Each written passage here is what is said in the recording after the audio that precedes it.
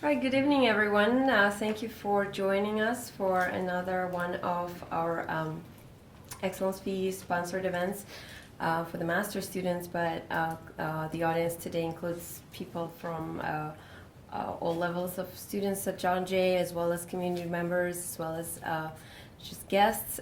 So welcome, everyone. My name is Marina Sorchinsky. I'm the faculty advisor and helper, I guess, coordinator for these events.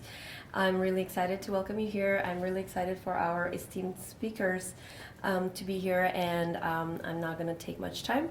I'm going to introduce the first speaker, who is Kian Hatibi, who is an exoneree who was falsely accused and convicted of stabbing based on a faulty eyewitness identification, and he had spent 9 years in prison. 9 years, right? Yes, 9 years in prison for that, and he finally got exonerated. He has recently graduated from law school and just waiting for his license right now. So he's going to tell us about his story, and please give it up to Kian.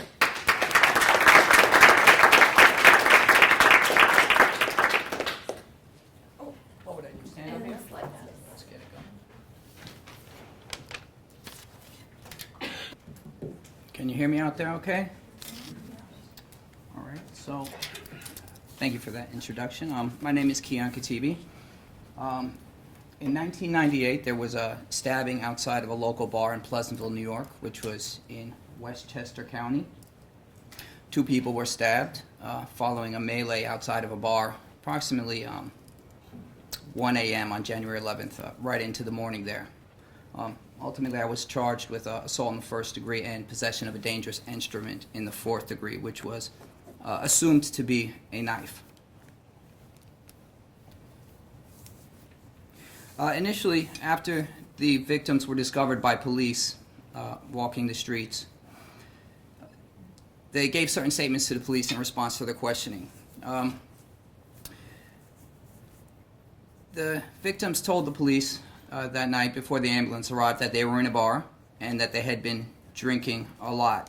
Now, most of what I say here is actually, it's really close to verbatim, at least, the operative words. When I say they said they were drinking a lot, they said they were drinking a lot, exactly, as the police recorded it. Both victims had stated that they were not sure what had happened, and they did not realize that they were stabbed until the officers had told them. There's 2 victims here. I'm just going to call them Victim 1 and Victim 2 for the purposes of tonight. When asked to describe the perpetrator, Victim 1 could not remember, but he did recall a guy with a black eye. That night I did not have a black eye. One of the individuals involved in the melee, there was 4 to 6 people, did have a black eye. That was known to police at the time and everybody involved.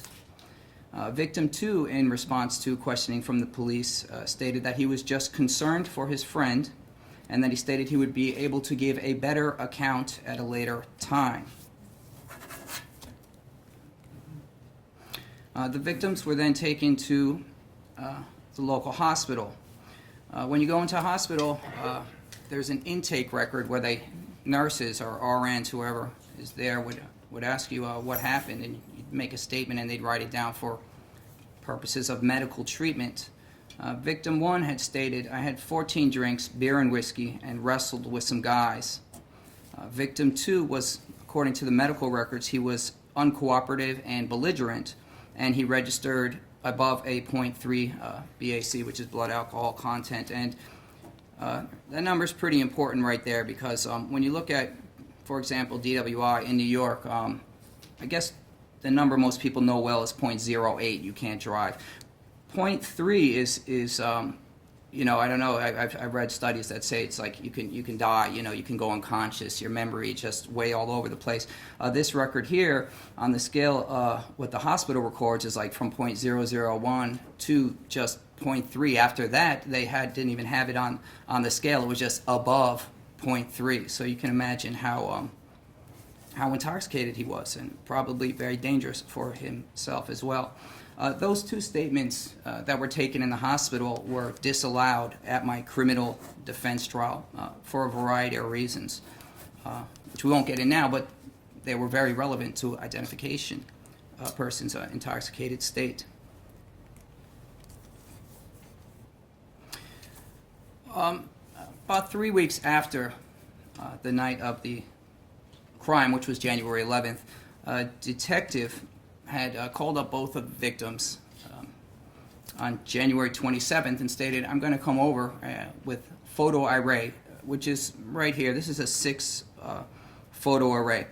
They were showed on January 28th, the following morning after the detective made the phone calls, to each of the victims separately at their home.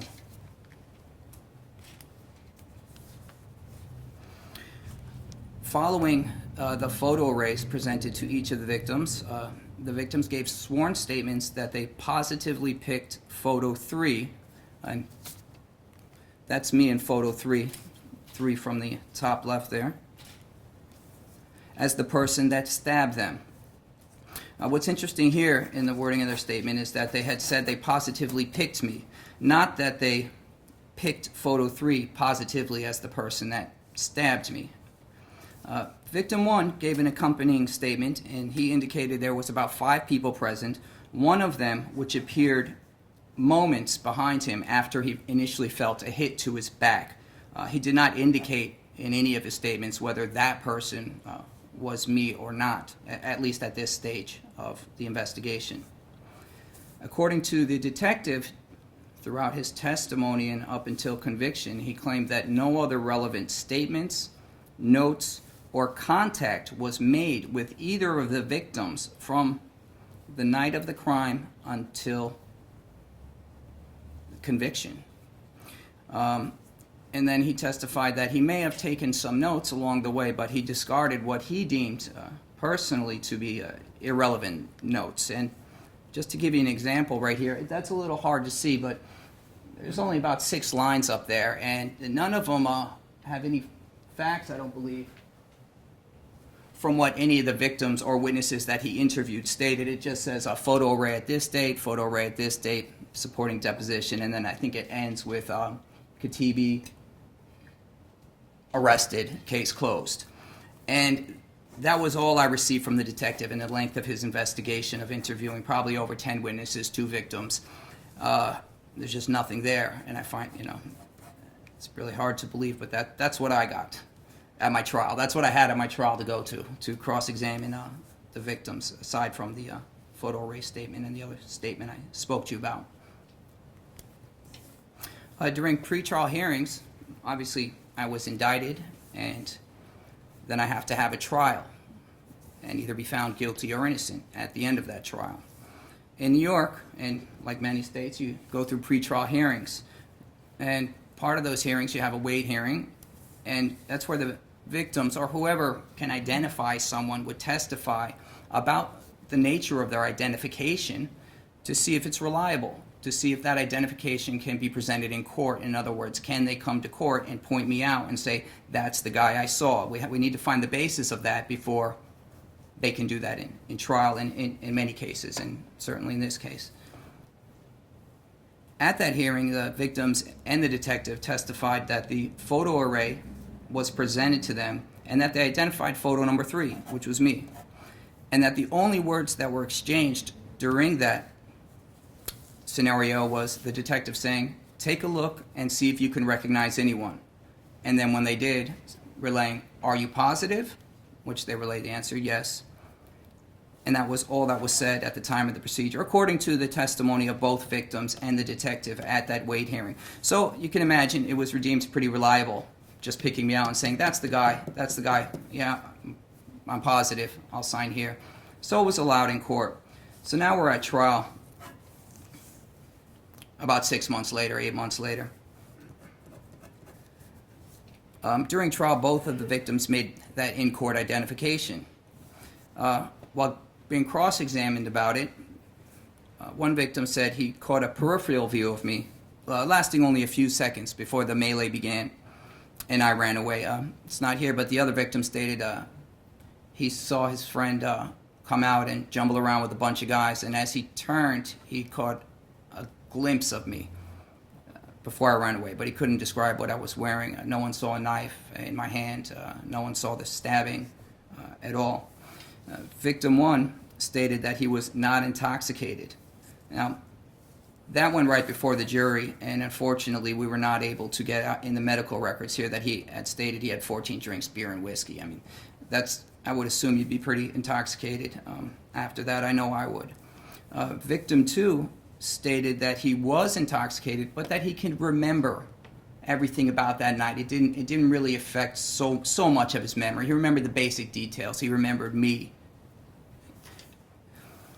And they both concluded, the gist of their testimony, they concluded that I was the person who attacked them. Top count I was convicted at, and really the only other person there to go against what they were saying was me, saying I didn't stab anyone. But you have 2 victims up there, and that's very, the jury's going to listen to them in most cases. Convicted of assault in the first degree and sentenced to 7 to 14 years. I completed 9.5 of those years before I was released, when the actual perpetrator had confessed and following CPL 440 hearings, which is a legal procedure here in New York. Following that, I initiated a civil rights action, Section 1983, in the Southern District of New York in federal court. Now, at this time, once you're in federal court and you're going through depositions for a civil action, I can tell you that discovery and cross-examination and all the papers you get and all the chances you get, they're exponentially higher than what goes on in a criminal trial. And I can tell you, when money's at stake, right? Lady Liberty, goes way down here. But when liberty's at stake, you don't get a lot when you're a criminal defendant. I'll tell you that. You don't get a lot of opportunity. You don't get a lot of discovery.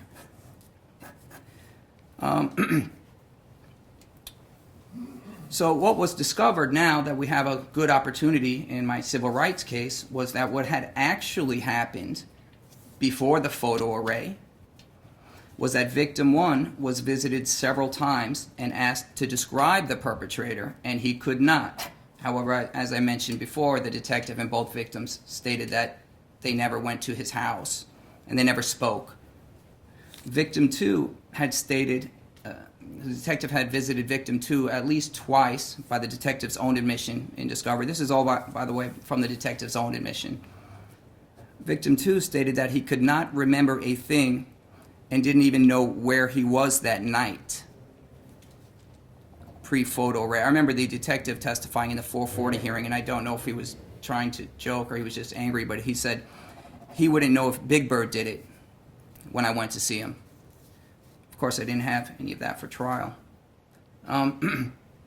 After both victims identified photo number 3, which was me, as simply someone present at the scene, the detective stated, "That's right, that's Keon Katibi, that's the guy that stabbed you." These are the detective's words 15 years later. When cross-examined why he said that to the victims, the detective said, "Why else would they sign the statement?" And kind of alluding the fact that they were just saying this is a guy who was there that night. And if you say that's the right guy, that's the guy that stabbed you. That's why they signed the statement, according to the detective. So none of what's on there. Did I not switch? I didn't switch twice here. Yeah. None of what's on there, what I just spoke of, was disclosed at trial. So I went to trial without the benefit of that, and that's what kind of, in my view, led to my conviction. Last section. Sorry for skipping there. In conclusion, you have some experts here, and I know they have vast realms of knowledge beyond what I understand in the terms of eyewitness identification. But from my view, I've tried to extract what I think occurred here, at least from the fact pattern that I am speaking about. Obviously you have improper note-taking techniques. If you go to someone's house and they're a victim of a crime as a detective and they tell you they don't remember anything about that night, that should probably go on paper to be disclosed to the defense, especially when they're the victims and the only eyewitnesses. There was the inability to introduce the medical records which were relevant to their intoxication level, meaning how can they remember somebody who they claim stabbed them?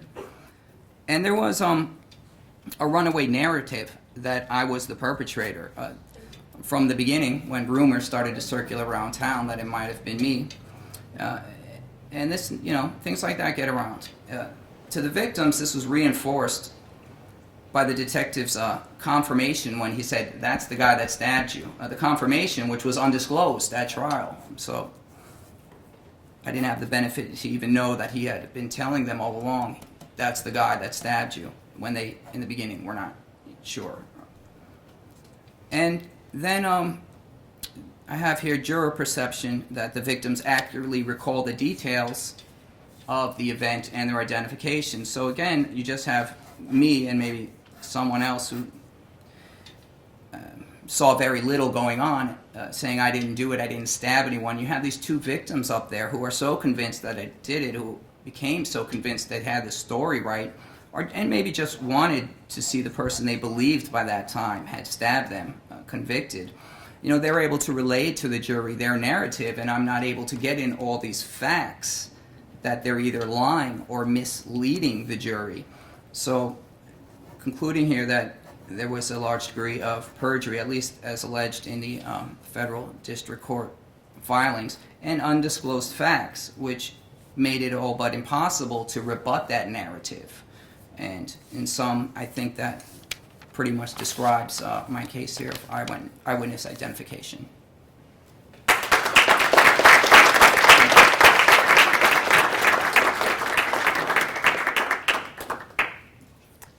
Thank you.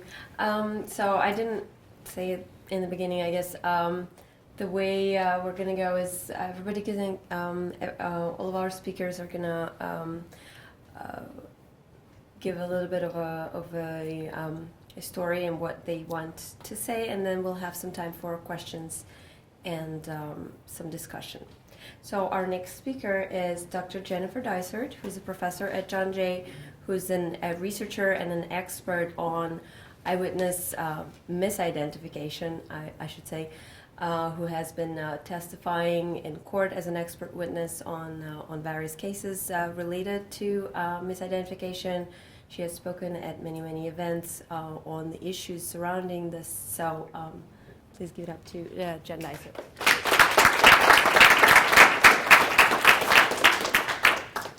Good evening. Thank you to all my students who are here, and my mom and dad who are here from Canada. They didn't come just for this evening, but it's definitely the highlight of their trip. Of course, I'm always happy to talk about eyewitness misidentification, as my students very well know. This is the research that I've been doing for almost 20 years now. And so for many people, they actually just got into this field. I'm going to put up a slide. There's going to be a little bit of participation here this evening. And I want you to tell me who this person is. Stephen Avery, excellent. You are probably one of the nearly 20 million people who have watched the Netflix documentary series, Making a Murderer. Now, for many individuals who've probably never been exposed to wrongful conviction and certainly misidentification before, this is probably it. So Stephen Avery was wrongfully convicted of a sexual assault, a rape, and he was misidentified by someone and spent 18 years in prison. So that's kind of episode 1 of the 8-part series, where people really see how eyewitness misidentification can happen. And of course, I've been doing this for a long time, so I see it from many different perspectives, and sadly, Kian's case is certainly not unique in the criminal justice system. So I'm going to talk about 2 basic things this evening. So first, I'm going to talk about why eyewitnesses make mistakes, and second, if we can figure that out, is there some hope that we might actually be able to prevent mistaken eyewitness identification from happening, right? And so for those of you who know the answer to this, please no spoilers, right, for everyone else in the room. So the DNA exonerations in the United States are what gets a lot of attention, and we're looking at this issue and trying to figure out, is this something we need to be concerned about? So I'm going to talk about those, but I'm also going to talk about a second source of wrongful convictions that we know of in the U.S. So in the United States, and you have to check this daily to make sure that your numbers are accurate, there are 347 DNA exoneration cases in the United States. And those are cases in which someone was convicted, There wasn't DNA testing available usually at the time of the conviction, or there wasn't a sophisticated type of DNA testing available. And some later time after they were convicted, they test the DNA and realize that person actually is completely innocent of that crime. So there are 347 cases in the United States. 20 of those individuals were on death row, at least at some point. Either they were exonerated from death row or had been on death row before being exonerated. And you can go to the Innocence Project website if you're interested to find out more information. There's also the National Registry of Exonerations that's maintained by the University of Michigan Law School, and they have significantly more wrongful convictions on their website. So they have 1,913. And you might wonder, why are these numbers so different? Well, they're different because the Michigan numbers don't only include DNA cases. So they include cases that do not have any DNA at all. And guess who's on that list? Right, Keon is on that list, right? Because there was no DNA in his case, right, that ultimately exonerated him. It was a confession of the actual perpetrator that exonerated him in the case. So this is not something I'm excited about at all, or makes me excited that eyewitness misidentification is the leading contributing factor to wrongful conviction, with nearly 75% of the DNA exoneration cases, so that's where this comes from, include mistaken identification. There's also clearly false confessions, bad forensic science, informants, right, jailhouse snitches, right, those are also included as the many causes. But eyewitness misidentification is the leading contributing factor to wrongful convictions. This is not new. And the reason why I show you this slide today is because of the passing of former Attorney General Janet Reno today. Janet Reno in 1998, right around the same time that Keon was going through his ordeal and his nightmare, probably, good way, his nightmare, she was actually very concerned because the first 40 DNA exoneration cases had come out, and 36 of the first 40 had mistaken eyewitness identifications. And Janet Reno said, what is going on with mistaken eyewitness identification? So she assembled this technical working group that involved scientists, that involved law enforcement, defense attorneys, prosecutors, got everybody together, and for over a year, they worked on this. It was a consensus document that was guidelines and best practices for law enforcement. That came out in October of 1999, right after he was convicted. And so it's been going on for a long time. Department of Justice has been interested in this for a very long time. And this manual, which is really, it's in my office, it's so worn, it's all tattered, very, very small, went to every law enforcement agency in the United States in 1999. So at the time, over 14,000 police departments received a copy of these guidelines and best practices.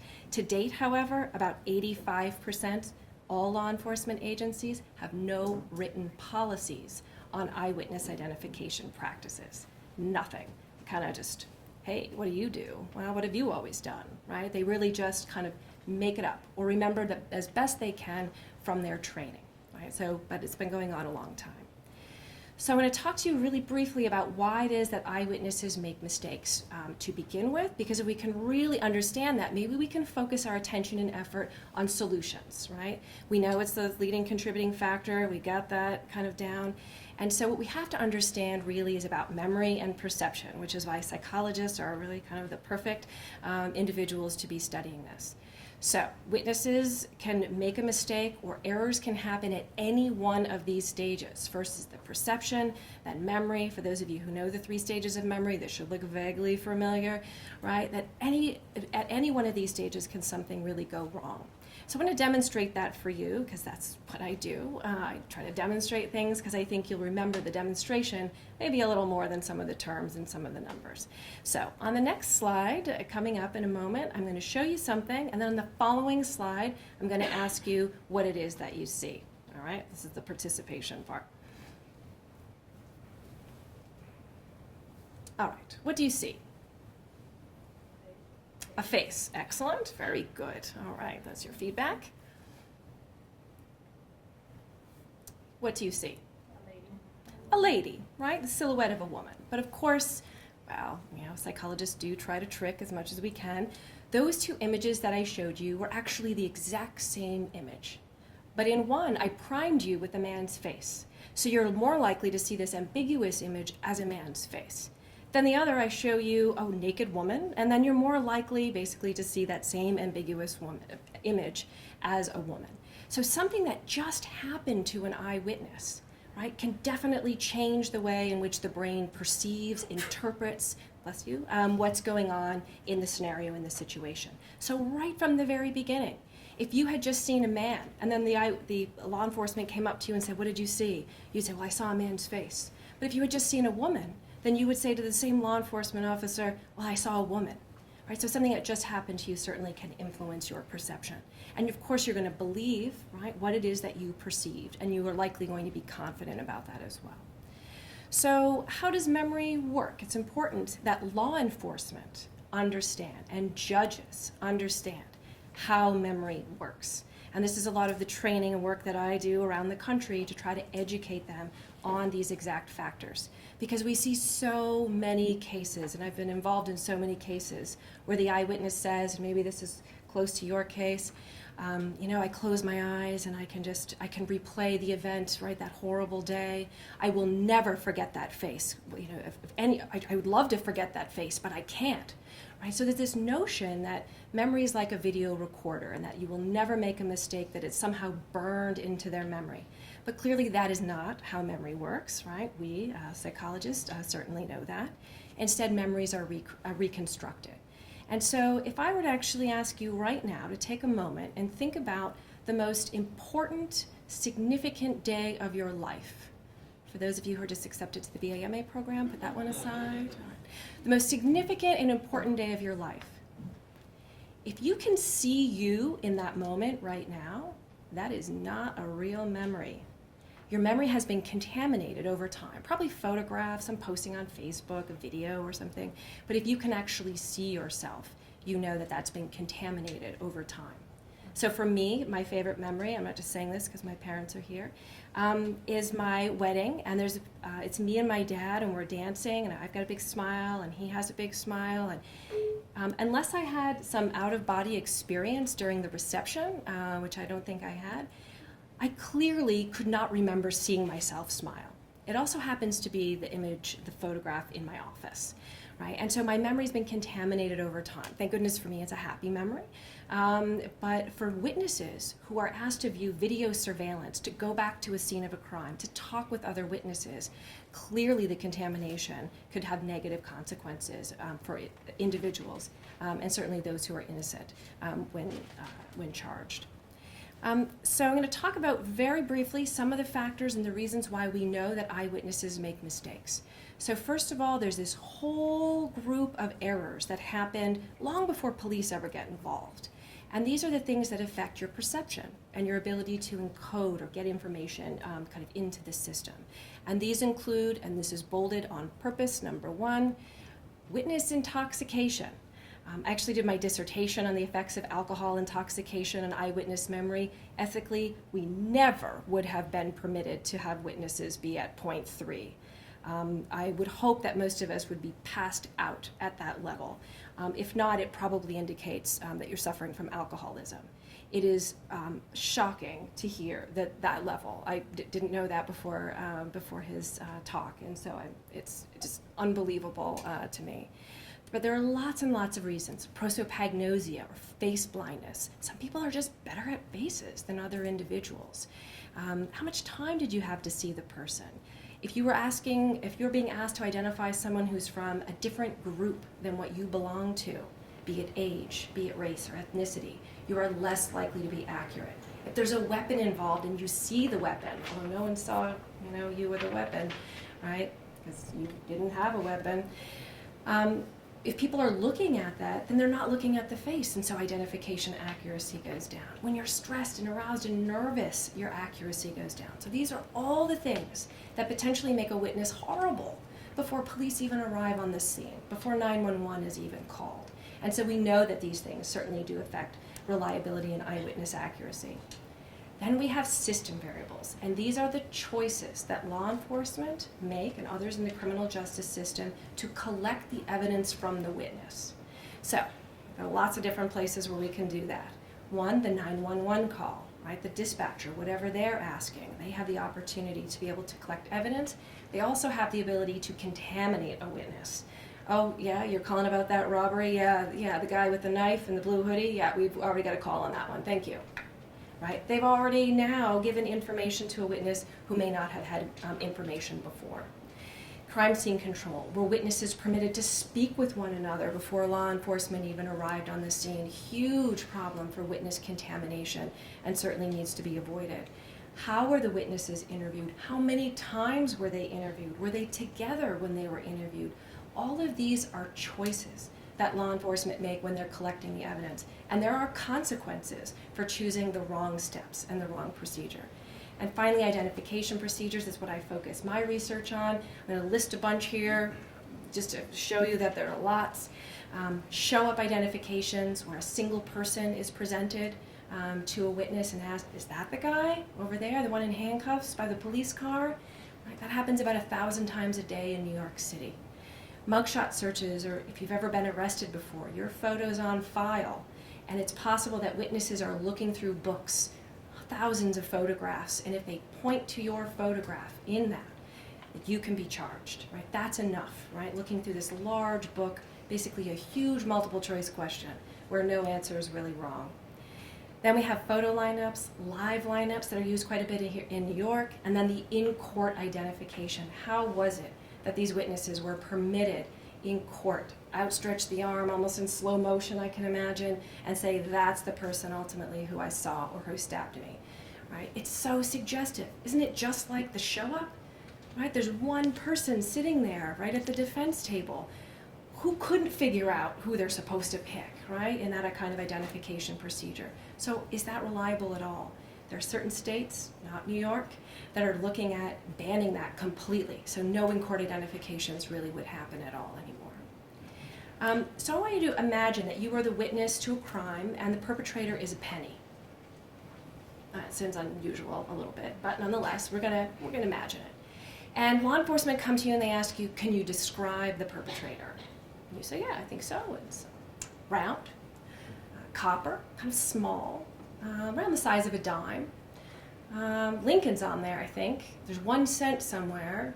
Definitely the year. I think I remember In God We Trust. I think I remember. Yeah, there's my description. That's actually a lot of details. It's probably as many details as a witness would give law enforcement in an actual case. And they say, okay, great. Here's the next question. If I showed you the penny again, if you saw the penny again, would you be able to recognize it? Would you see it? Right? So that's my question for you. No spoilers for those of you who know the answer. So here's my question. Which one is it?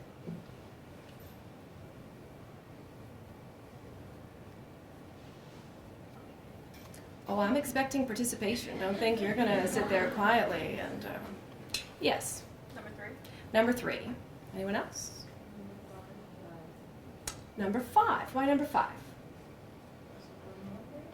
That's what you remember? All right. How confident are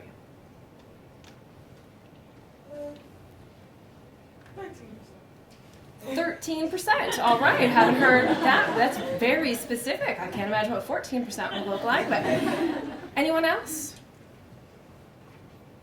7. Oh, 7. Yeah. Oh, you're changing your mind? 7, maybe? Yeah? Number 9. Number 9, okay, you are familiar with the penny, right? Those of you, I know we don't really use it much kind of anymore. But I use this demonstration because I want to talk about best practices that clearly were not used in Keon's case. Number 1,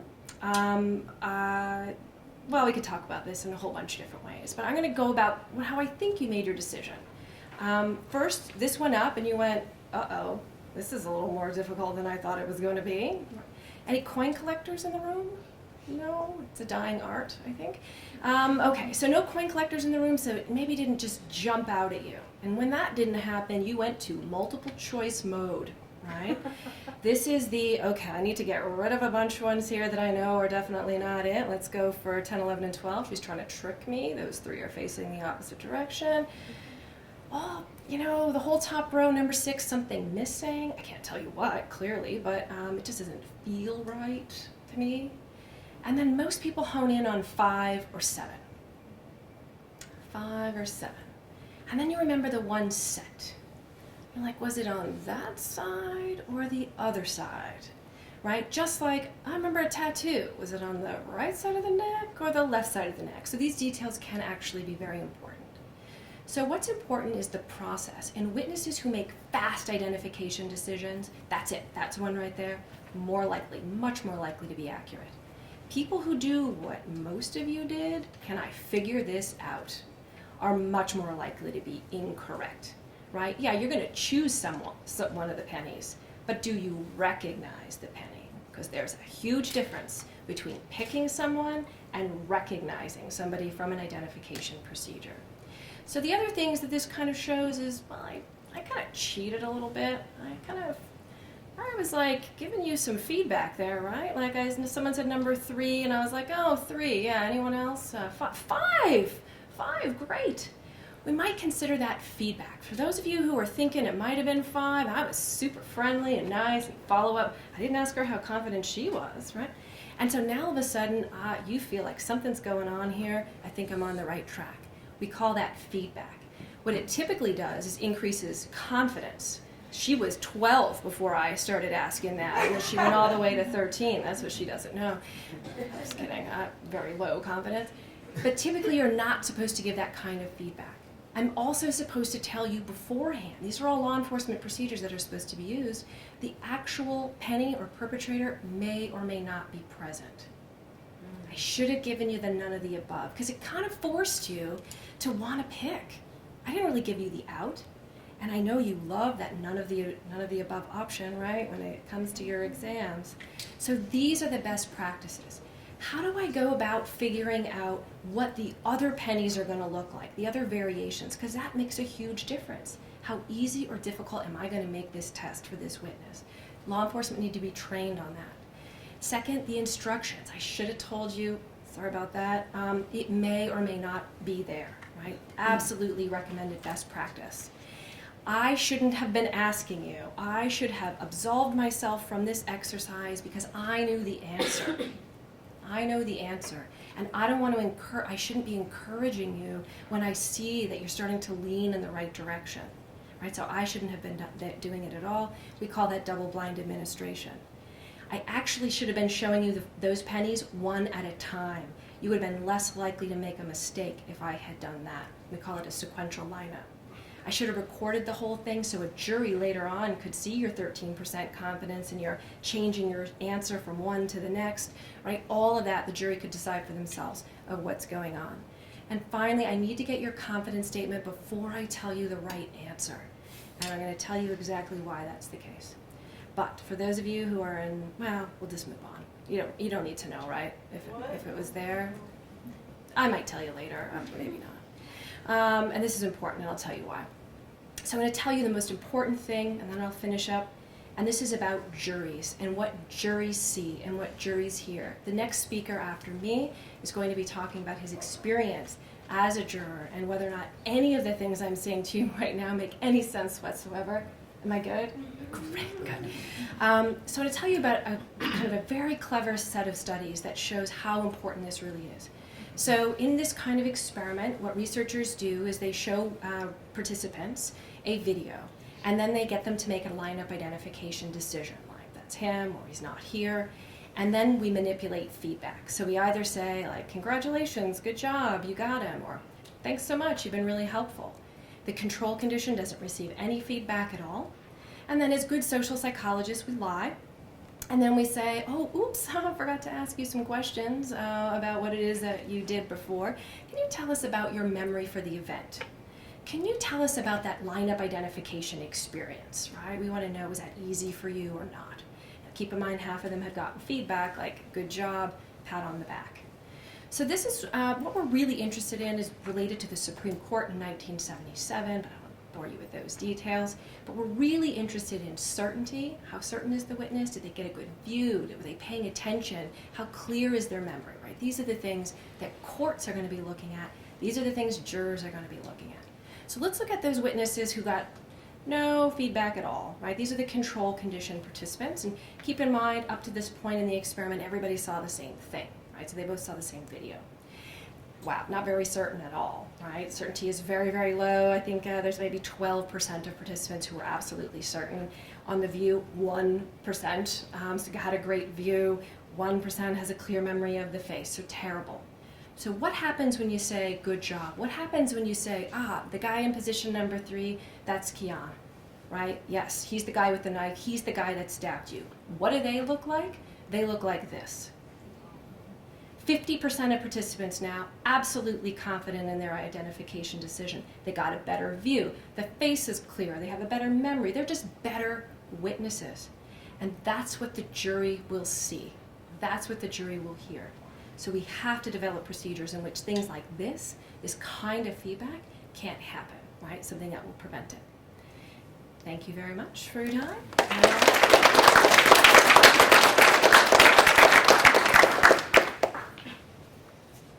Thank you, Jen. So our next speaker, as Jen has already alluded to, is Adam Juries, and he's the juror, the infamous or famous, I don't know how, depending on which side you're on, from the Eaton Pads case. The case is actually still ongoing currently, but he's the one who caused it to be ongoing right now, right? So, the holdout juror, and he's actually now made it a much bigger, right? It's a life-changing, I guess, event for Adam, and in that he's now working on a documentary on the case, and working with the defense as well, and so we'll hear from him now.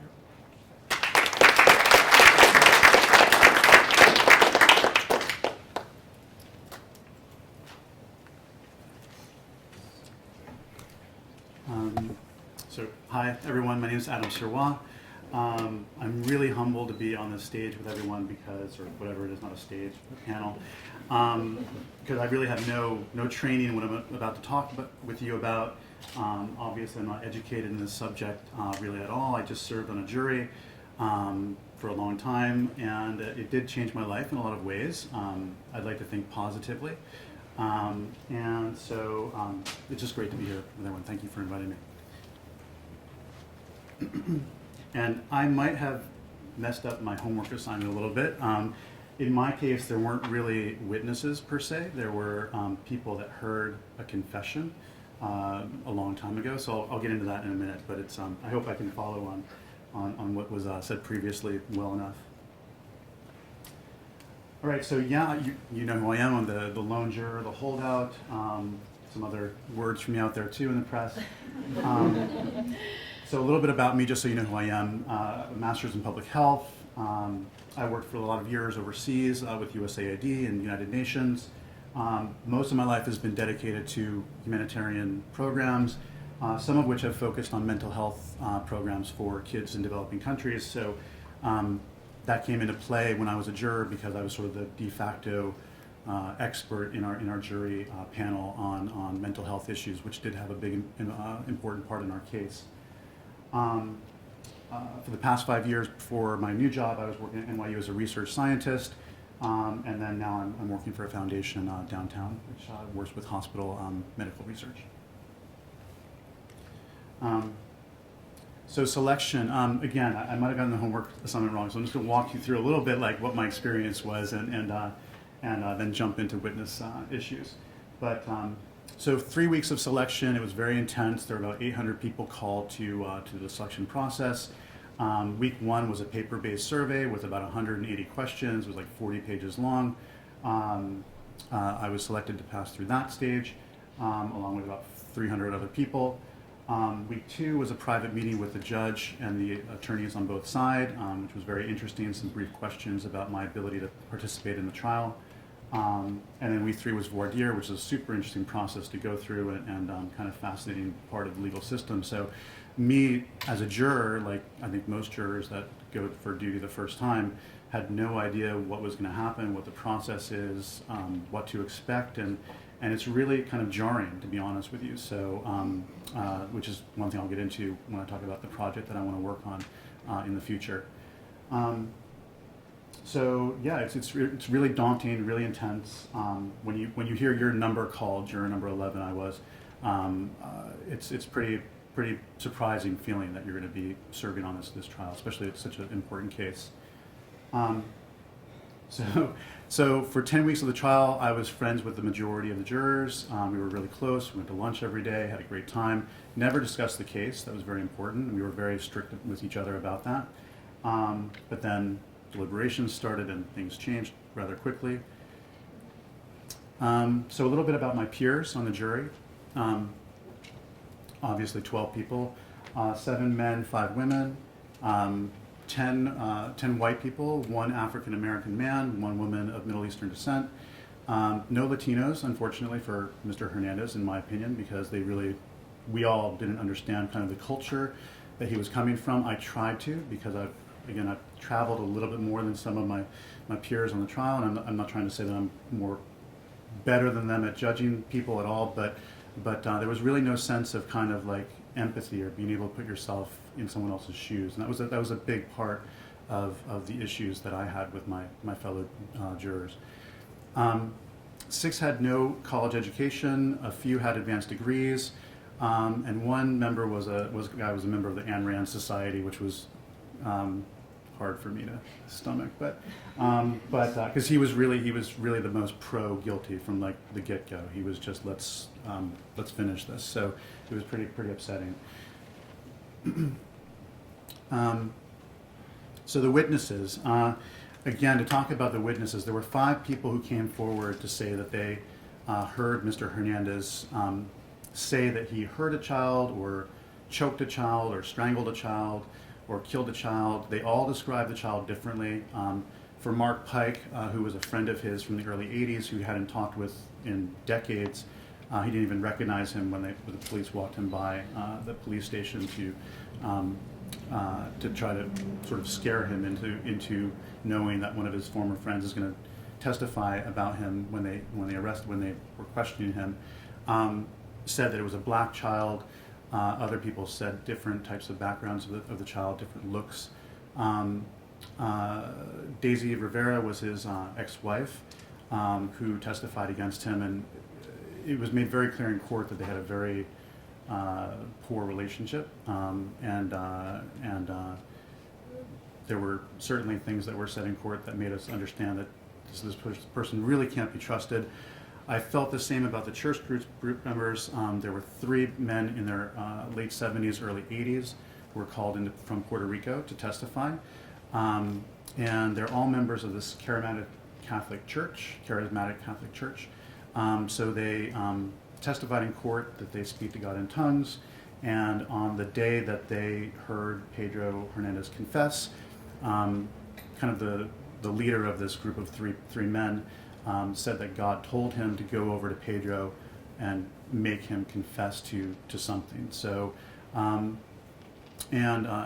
he did. He went over and he slapped Pedro on the ground and said, "You're going to come over to our circle of our church circle and confess something." And so that's actually kind of the first confession that was made in the case. And it was very powerful for a lot of members on my jury because some of them really were quite religious, and they felt like this is something that's something that it's credible and it should be believed. I'm not discounting that it shouldn't be believed, but again, this was basically the evidence we had to go on in terms of witness testimony. So it was Mark Pike, a friend from the 80s, who had a completely different story from 3 church group members, and then Daisy Rivera, who was his ex-wife. And all of this is 33 years after the crime was committed. So memory definitely comes into that, and it's something that I think is very important in this case that seems to get lost in the media coverage a lot. And just it's amazing to hear some of the other people talk about the importance of memory and how it can change over time, and you can definitely form new memories sort of on top of old memories. So.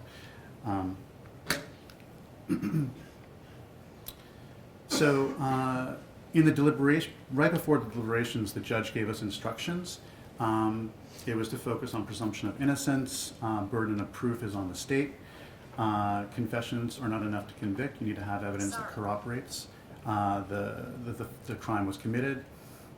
Process is really, really important. We start with evidence. Everything is evidence in the case. We have to then, as judges of the facts, as jury members, discern what are facts, and then from those facts make causal or whatever inferences we can to establish what happened. And the guilt must be established beyond a reasonable doubt. So these are kind of the tenets that we went into the deliberations with. We didn't take a vote until day 3, which I think was unfortunate because I think a lot of people would have voted guilty kind of right off the bat. And we decided not to do that because several people wanted to look at their notes. We had a lot of notes after 10 weeks of testimony to go through. And we also watched some of the video confessions before making our first vote. And the first vote was 8-4, guilty. So confessions played a powerful role on the jurors, including myself. They're kind of hard to watch, but as you watch them and you watch them over and over again, you kind of see these weird, in my opinion, these weird disjointed inconsistencies between them. And you also can see what you can't see in the courtroom during the trial. You can watch in much more detail over and over again in the jury room, which is what we did. And you can kind of see, in my opinion, some things going on there with the way that the police are questioning Mr. Hernandez, the way they kind of lead some of the questioning. At one point, it was amazing to me. We had the handwritten statement that was written up by the police officers from the first day, and it starts off with the sentence, "I'm here voluntarily." And we watched that video at least 10 times to try to see if Pedro Hernandez actually says this, and he never says this. So right there you have a detective who's manipulating and changing a very critical part of the evidence right in front of us. And it jarred me. It had an impact on several of the other jurors, but in general they kind of just discounted it and said, well, he's guilty anyway, he confessed anyway. So it's things like that that bother me and kind of stick in my craw. So I think one of the most important things to say about this is that the police did present kind of a coherent story, and the jurors, I think, wanted to hear that, whereas the defense presented a bunch of sort of counterpoints that punch holes in that story that the police presented, and it wasn't connected enough to really latch onto for a lot of the jurors. So it left me kind of in the room. A lot of what I was doing was trying to create this alternative narrative that could have been, and I had several different things that could have happened that were equally as reasonable and probably more probable, more possible to have taken place. And that basically revolves around Jose Ramos, who I think was much more likely to have committed the crime, who was a known pedophile dating the babysitter of Eitan Pates at the time he disappeared. So these are really interesting sort of examples of facts and inference that we completely viewed differently. And I throw these out there because they show how different people can interpret facts. So the first one is that Pedro Hernandez conducted a pro se divorce against his wife, his Daisy Rivera, in the 80s. And the other jurors claim that because he did that, he's super intelligent. I mean, who can be a lawyer for themselves, right? I mean, it's like, who does that? So because of that, they didn't really count that his IQ of 69 was valid. They kind of threw that out. A lot of them threw that out. Social Security injury benefits. Mr. Hernandez applied for them several times. He was eventually approved of them. And they said that means he knows how to manipulate the government and falsify documents and things like that. And I was, again, blown away. Jail calls to home. The prosecution played some audio calls of Mr. Hernandez to his home. And they said that one time a nurse was trying to draw blood from him and she had to do it like 12 times or something like that. And he did say, I want to rip her head off on the phone in Spanish. And they said that shows he's violent, and I was trying to put it into context. I mean, anyone that's had a shot 10 times from a nurse missing your vein is not comfortable. Not the best thing for him to say, but I'm not sure that shows that he's violent. And then, and on the phone, his daughter would laugh all the time with him. And it was actually, I thought the calls were very nice, very sweet, but they said that it showed him being very controlling of his family, which, again, is bizarre to me. And then, in terms of mental health, there was a big disparity between us on establishing whether he had actual schizotypal personality disorder. experts testified he did. As a jury, we had to do a lot of work for about 3 or 4 days to try to establish if he did or did not. At the end, we found that we voted on it and basically found that he only had 4 of the 9 symptoms, so we diagnosed him ourselves as not having schizotypal personality disorder, which was really kind of upsetting to me. And then the biggest part in this sort of counterfactual type of evidence is the school bag. And if you go by the story that the police want you to believe, Pedro goes like this on film and shows that he throws this tote bag full of toys over this sort of walk-in fridge in the basement of the bodega. And there was like at least, they said, like 1.5 feet of space behind the refrigerator. And, you know, there's police testimony, there's so much evidence that the search was very intense right after the boy disappeared. And you would think that in the bodega of the right next to the bus stop where the child disappeared, there would have been a pretty intense search, and they never find that. So that for me is an example of sort of a piece of evidence that if it were true, it would have been there, it would have been found. And so I think we need to like teach people in general that just because evidence is sort of talked about, it doesn't mean it's true unless you can kind of physically show it. It's a very complex thing. People couldn't understand that the bag wasn't there, and they did a lot of sort of mental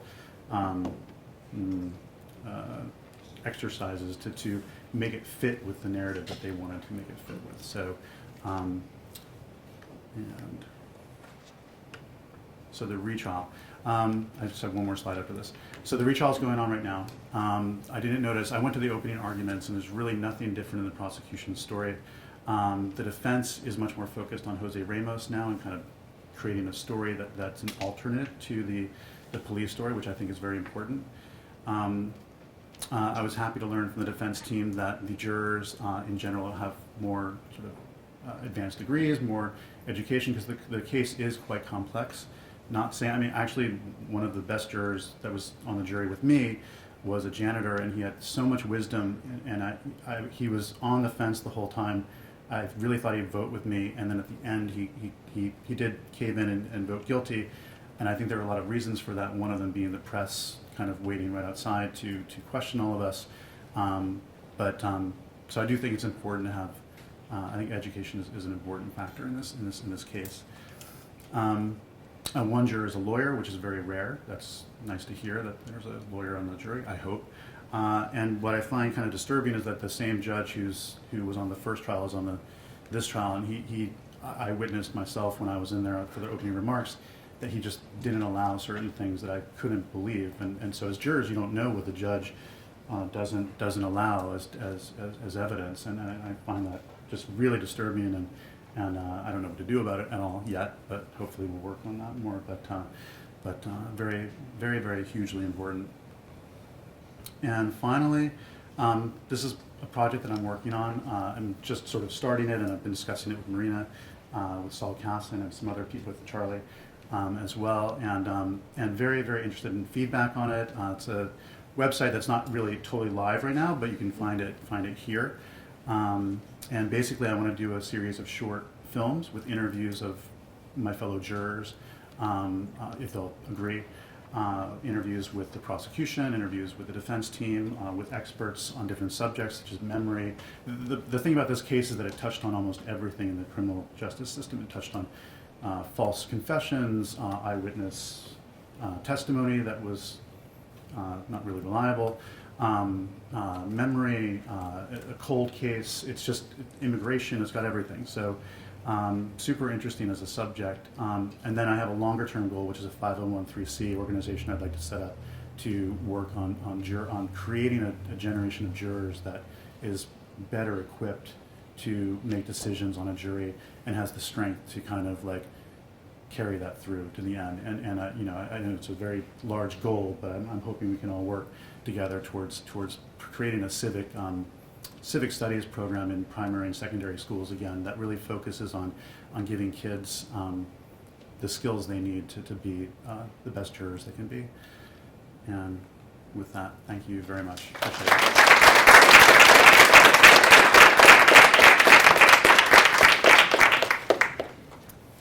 Thank you. And by the way, Adam, you're not at all wrong in what you mean.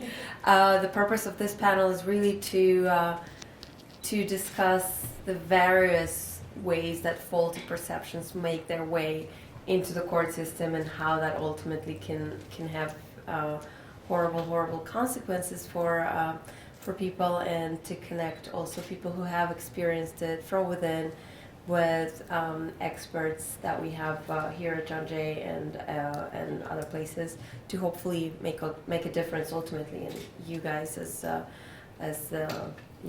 growing professionals hopefully will have something to do with that as well. So our next speaker is Dr. Charlie Stone, who is also a professor here at John Jay and who's an expert on jury research and particularly memories of juries and how deliberations can affect juries' later perceptions of witnesses as well as the perpetrators, and how all of these faulty perceptions kind of make their way in and affect the verdict ultimately. Thank you.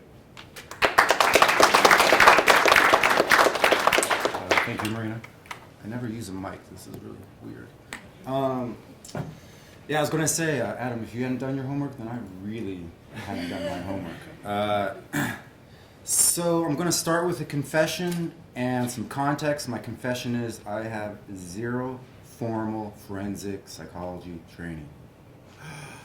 Okay, we got that out of the way. So the context.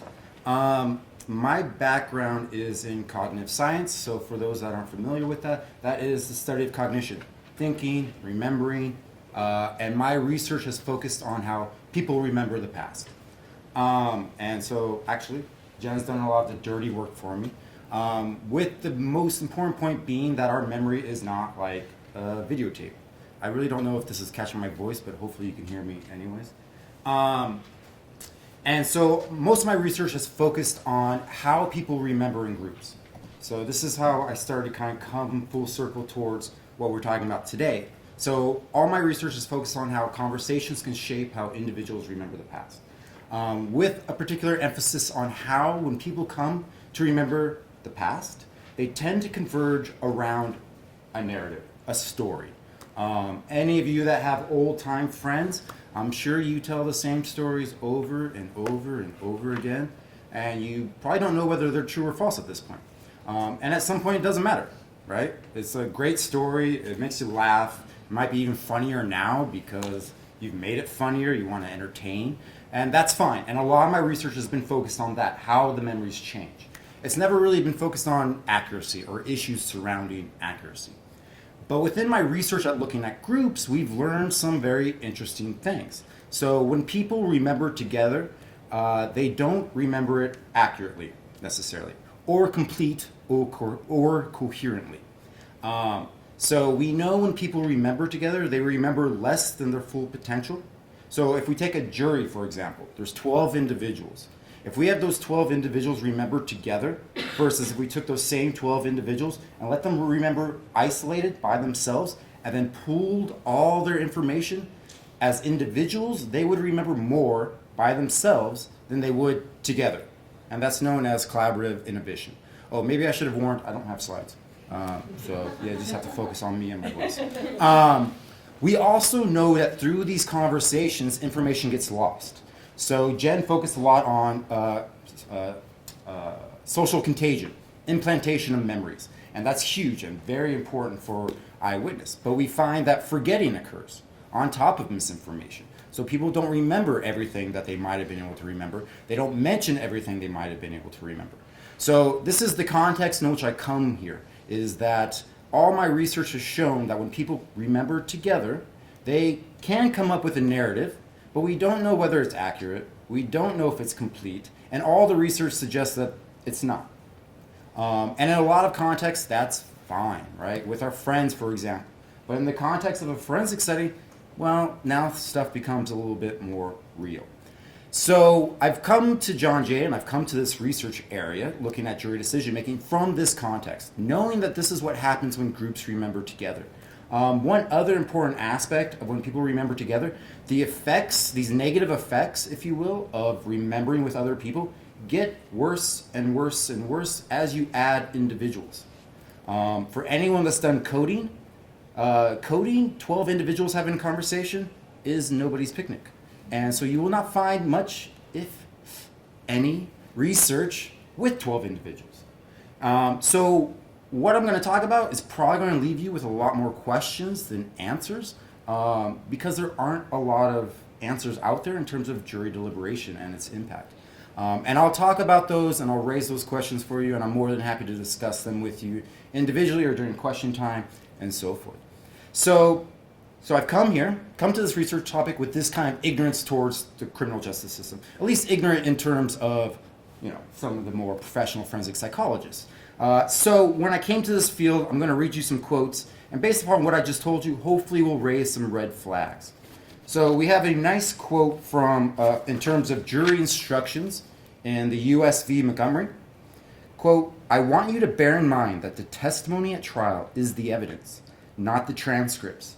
The transcript is not authoritative. If you remember something different from what appears in the transcript, your collective recollection is controlling. In other words, the transcript may not serve as a substitute for the collective memories of the jury." So, you come from my background and you read something like that and you're like, what are they thinking? And there's lots of quotes like this. And so what you tend to realize is judges, the criminal justice system, has a real strong belief in the success of our memory, which we know is not like a videotape. But even if it's not, they have this implicit belief that, well, there's 12 of them. 12 people should be able to catch every little nook and cranny that falls through the gaps. And based on the research, it's just simply not the case. I'll give you one other quote. I'll kind of preempt a point I'll make, because I'm sure some people are thinking like, well, what about notes? Notes are awesome. First, about a third of the federal and state courts prohibit the use of note-taking. But even in instances in which they do, I have another nice quote for you. This is the chief judge of the state of New York, way back in 2009. Quote, "Judges should be permitted to allow jurors to take notes as a matter of judicial discretion, so long as the jurors are instructed not to rely unduly on their own or others' notes." It goes on to say, "Notes are a sound tool to help you refresh your recollections during the deliberative process of this trial. However, notes by themselves are not foolproof," which is true. "If there is a conflict between your notes and your recollections, it is your recollection that must prevail." So we find a lot of these quotes that our court system loves memory. And you do see it a lot in terms of eyewitnesses. And so that's where I entered, is reading these quotes and thinking, they're missing something here. And so, as I said, most of the research that I've done and others in terms of collaborative processes show that all this belief is misguided, that it's not necessarily the case. Now it brings me to fresh eyes looking at the research on jury decision making, because I have all this background in social aspects of memory, and now I want to know what else is out there. And the most, I don't know if trusted is the right word, but at least used model for how jurors come to a decision of guilt or innocence or not guilty is the story model. And it's exactly as it sounds. They argue that how jurors come to a decision is they create a story, a narrative by which they are able to fit all the bits and pieces. And so essentially, if the jurors think they've come up with a complete and coherent story, that's what they're going to use to base their decision on. And so listening to some of our panelists, obviously there were some red flags going up here, and I'll talk a little bit about that in terms of some cognitive terms, but I'll try not to make them too boring. So again, we have this model that jurors create stories. Now, a second aspect that became very apparent to me as I read this research is most of the jury decision-making research is one individual, right?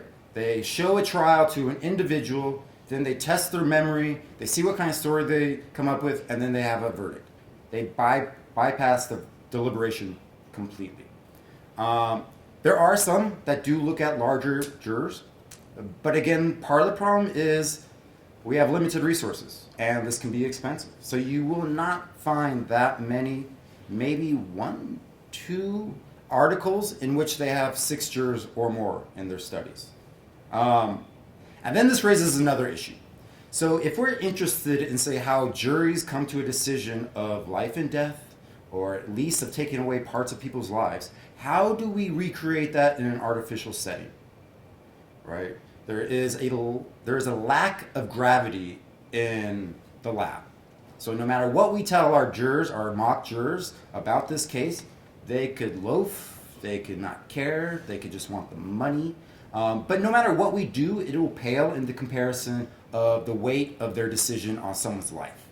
And so when you think of it that way, it becomes very difficult to come to any good understanding of what kind of generalizations we can make about jury deliberation and its impact on how people remember the past, but then more importantly, how they then come to decisions based upon this information.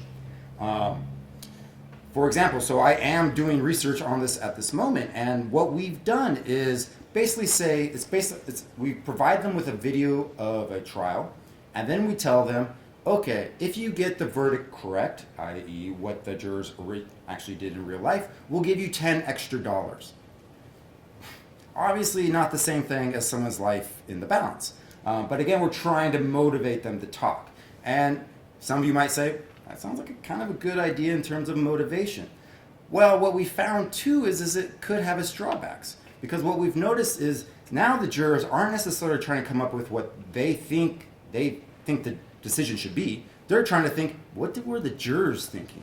I bet they fell for that really incriminating evidence, even though they shouldn't have. But I want that $10, right? So it becomes very hard replicating these scenarios, these real life and death scenarios in the lab to come to a better understanding. Another issue is each trial is going to be different.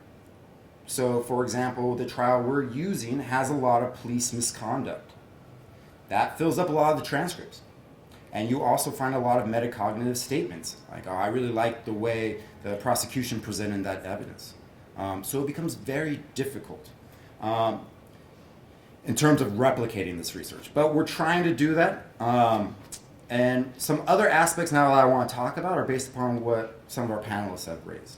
So you've heard a lot about the narratives. Now, like I told you before, what seems to become controlling are the narratives that the jurors accept. And it sounds like in Adam's case, the jurors accepted a story quite quickly. But I think also missing in that is the idea that the defense didn't really create a story, right? And so what seems to become clear is if there is no story for the jurors to latch onto, you've lost them. And I say that for a couple of reasons. A, we are cognitive misers. And what I mean by that is we don't want to overthink if we don't have to. So if one side presents the story on a silver platter, they'll take it, right? And then that leads to a second bias. And I'm sure this is part of the problem that Adam ran in against, is we know from cognitive psychology and even social psychology of an anchoring bias. That basically where you start shapes all your subsequent decisions, right? So if some of the jurors that sound like guilty, right there, that's where Adam has to fight from. Maybe he might convince them a little bit to go not guilty, but they start at guilty. And then they might deviate a little bit. They're not starting with fresh eyes. So if a side can create a narrative fast, very clearly, coherently, and it seems to capture most of the facts, no matter how many dedicated jurors you have, no matter how many arguments they may make, you may never actually get them to sway their decision because they're starting at a guilt position. And that's where they're anchoring their decision. They're only deviating from that. Let's see. What other points did I want to say? So I kind of built up a lot of this on the fly because everyone made some really interesting points. And so I also want to raise this as an issue of the presumption of innocence. Right? In theory, that should be the anchor. It's an open question whether that's the case, actually. It doesn't sound like they did in Adam's case, probably not in your case either. And so it'll be interesting to see if there's ways in which we can strengthen that anchor, or to what extent jurors start either closer to innocence or guilt. I think another important aspect that needs to be examined in terms of jury deliberation are their understanding of the instructions and their understanding of the concepts. Involuntary manslaughter, do they understand that?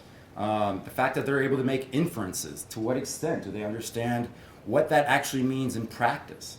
So, in a very real sense, we know kind of very little about jury deliberation and its impact on memory. And you will not find an empirical paper out there that's examined 12 jurors.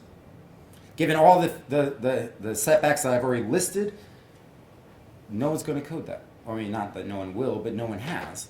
And for kind of understandable reasons. That is an investment in resources. But at some level, especially from what I know about memory and its impact, or its the impact of deliberation on memory is the number will matter. And I'll just list a few other important aspects. What we know about social aspects of memory is the people that are in your in-group are more likely to shape your memories, right? Your friends, this is why you get these canonical stories that you repeat over and over and over again, because if your friend embellishes, lies, forgets something, it doesn't matter. So the extent to which your jury members are an in-group, the extent to which there are other, whatever that might mean, in-group is very flexible. They might see themselves as an in-group because we're a jury, and it's us versus the rest of the world, or it might depend upon the composition of the jury. If you have a very white jury, that might fester these other aspects such as social contagion, forgetting, collaborative inhibition, and so forth. So the composition of the jury matters, the number of jurors matter, and so forth. And the instructions that we give them as jurors also matter. But so hopefully the project that Adam's working on might be able to alleviate some of these aspects by providing more information, helping clear up some of the maybe some of the, what's the word I'm looking for? I thought I had it. What? Misconceptions, thank you. Misconceptions jurors may have surrounding their role as a jury. So where I am at is, again, I've started from a very forensic setting, and I've come into the forensic setting with what I think are fresh eyes, which I kind of appreciate to a certain extent. And so we've started to run experiments, and we're coding the studies as we speak. We're running them with 6 jurors, with the hope to get 12 jurors experiments by the end of next year. So if anyone wants to code, there is a positions open. So this is an NSF-funded grant. We're in the final year of a 3-year cycle, but we'll apply for 1 additional year for money. So we're able to recruit jury-eligible participants from the city, not John Jay students. No offense to John Jay students. And so we're able to kind of argue that kind of ecological validity aspect of it. And so hopefully, again, as I've kind of made clear, it's messy. It's going to take some time to kind of sort through to try to examine what's going on in here. But it's where we have to start, and hopefully it will get us closer to understanding, at least in this context, based on the facts of that trial, or at least the structure of that trial, give us a better understanding of how the deliberation shapes how they remember the facts of the trial, or the stories that they form, or what stories they latch onto. Whether someone might be able to sway certain jurors or change the narrative, and then to what extent that shapes the decisions that they make about the guilt or innocence of the defendant. And I think that's it. Hopefully that was not crazy.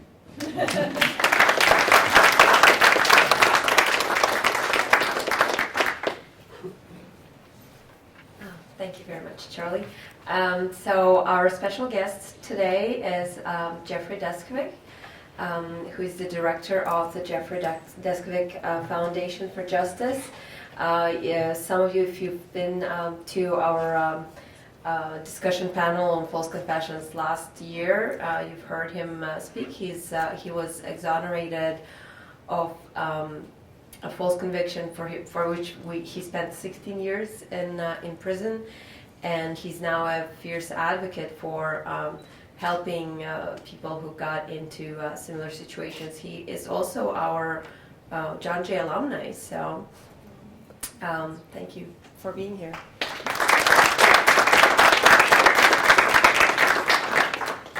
Always, it was exciting to come back to John Jay. I got a master's degree here, and my master's thesis was written on the causes of wrongful conviction, as well as the changes in the system that are needed in order to shore up those deficiencies that lead to wrongful conviction.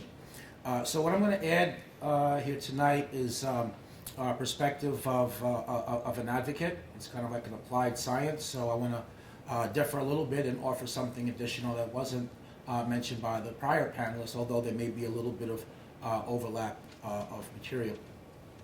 So I think the first thing that's important to ask ourselves is how frequently do wrongful convictions happen? We're here talking about misidentification, the leading cause of wrongful conviction at 75% of the DNA exonerations, as Professor Dicer mentioned. But how often do wrongful convictions happen? Are they indeed something rare? What is the percentage of prisoners nationally who are wrongfully imprisoned? So I wish that wrongful convictions were rare. Unfortunately, they're not. They happen at a much more frequent clip than what most of us in society are aware of.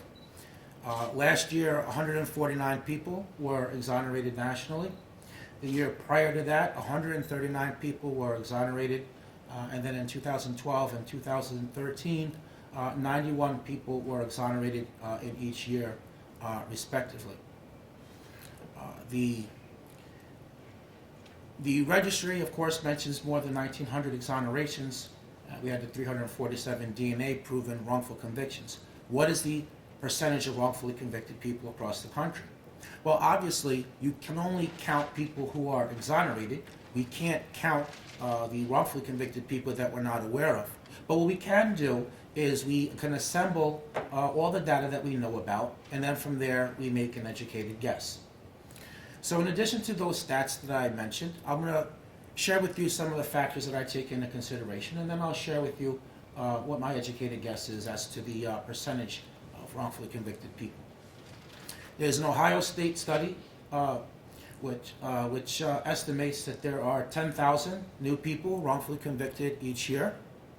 There's news articles you can Google where the article says that between 50,000 to 120,000 people are currently wrongfully imprisoned across the country. Every time there is a rogue detective, many cases can be impacted. For example, in Brooklyn, the disgraced former detective Louis Scarcella, who used the same drug addict as the sole eyewitness in 6 different cases. I guess she had a habit of always being in the right place at the right time if she's to be believed, except that she's not to be believed. Then his confession cases have come under suspicion as well, where seemingly everybody who confesses to him, most of them start out by saying, "Okay, you got me." What are the odds that that phrase is uttered all the time?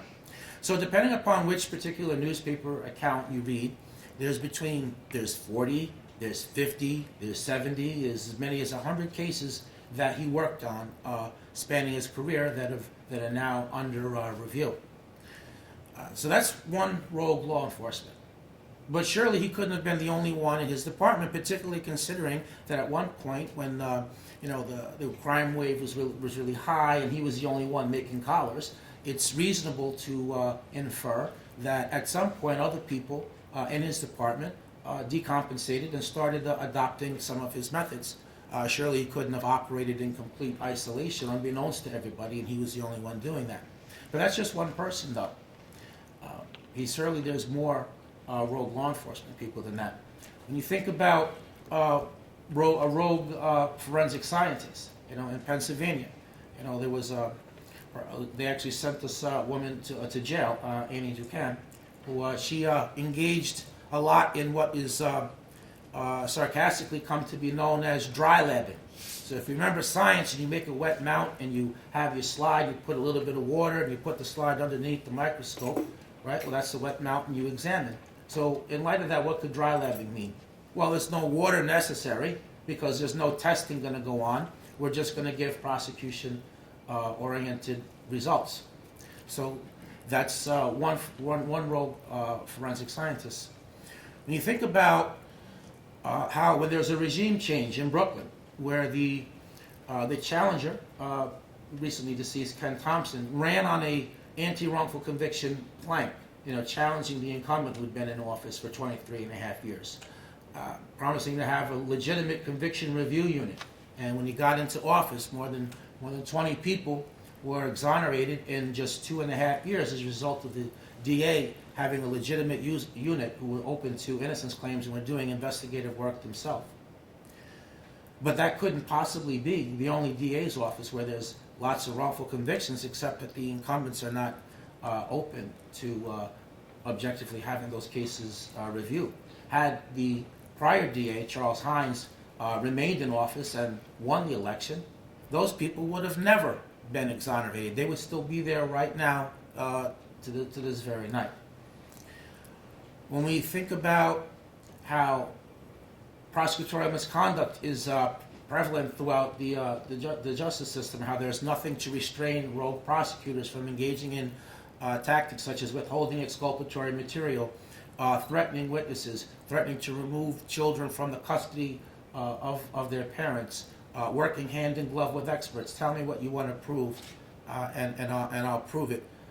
Not correcting perjured testimony. Those cases tip the balance in a lot of trials. In some of those cases, the people, were innocent.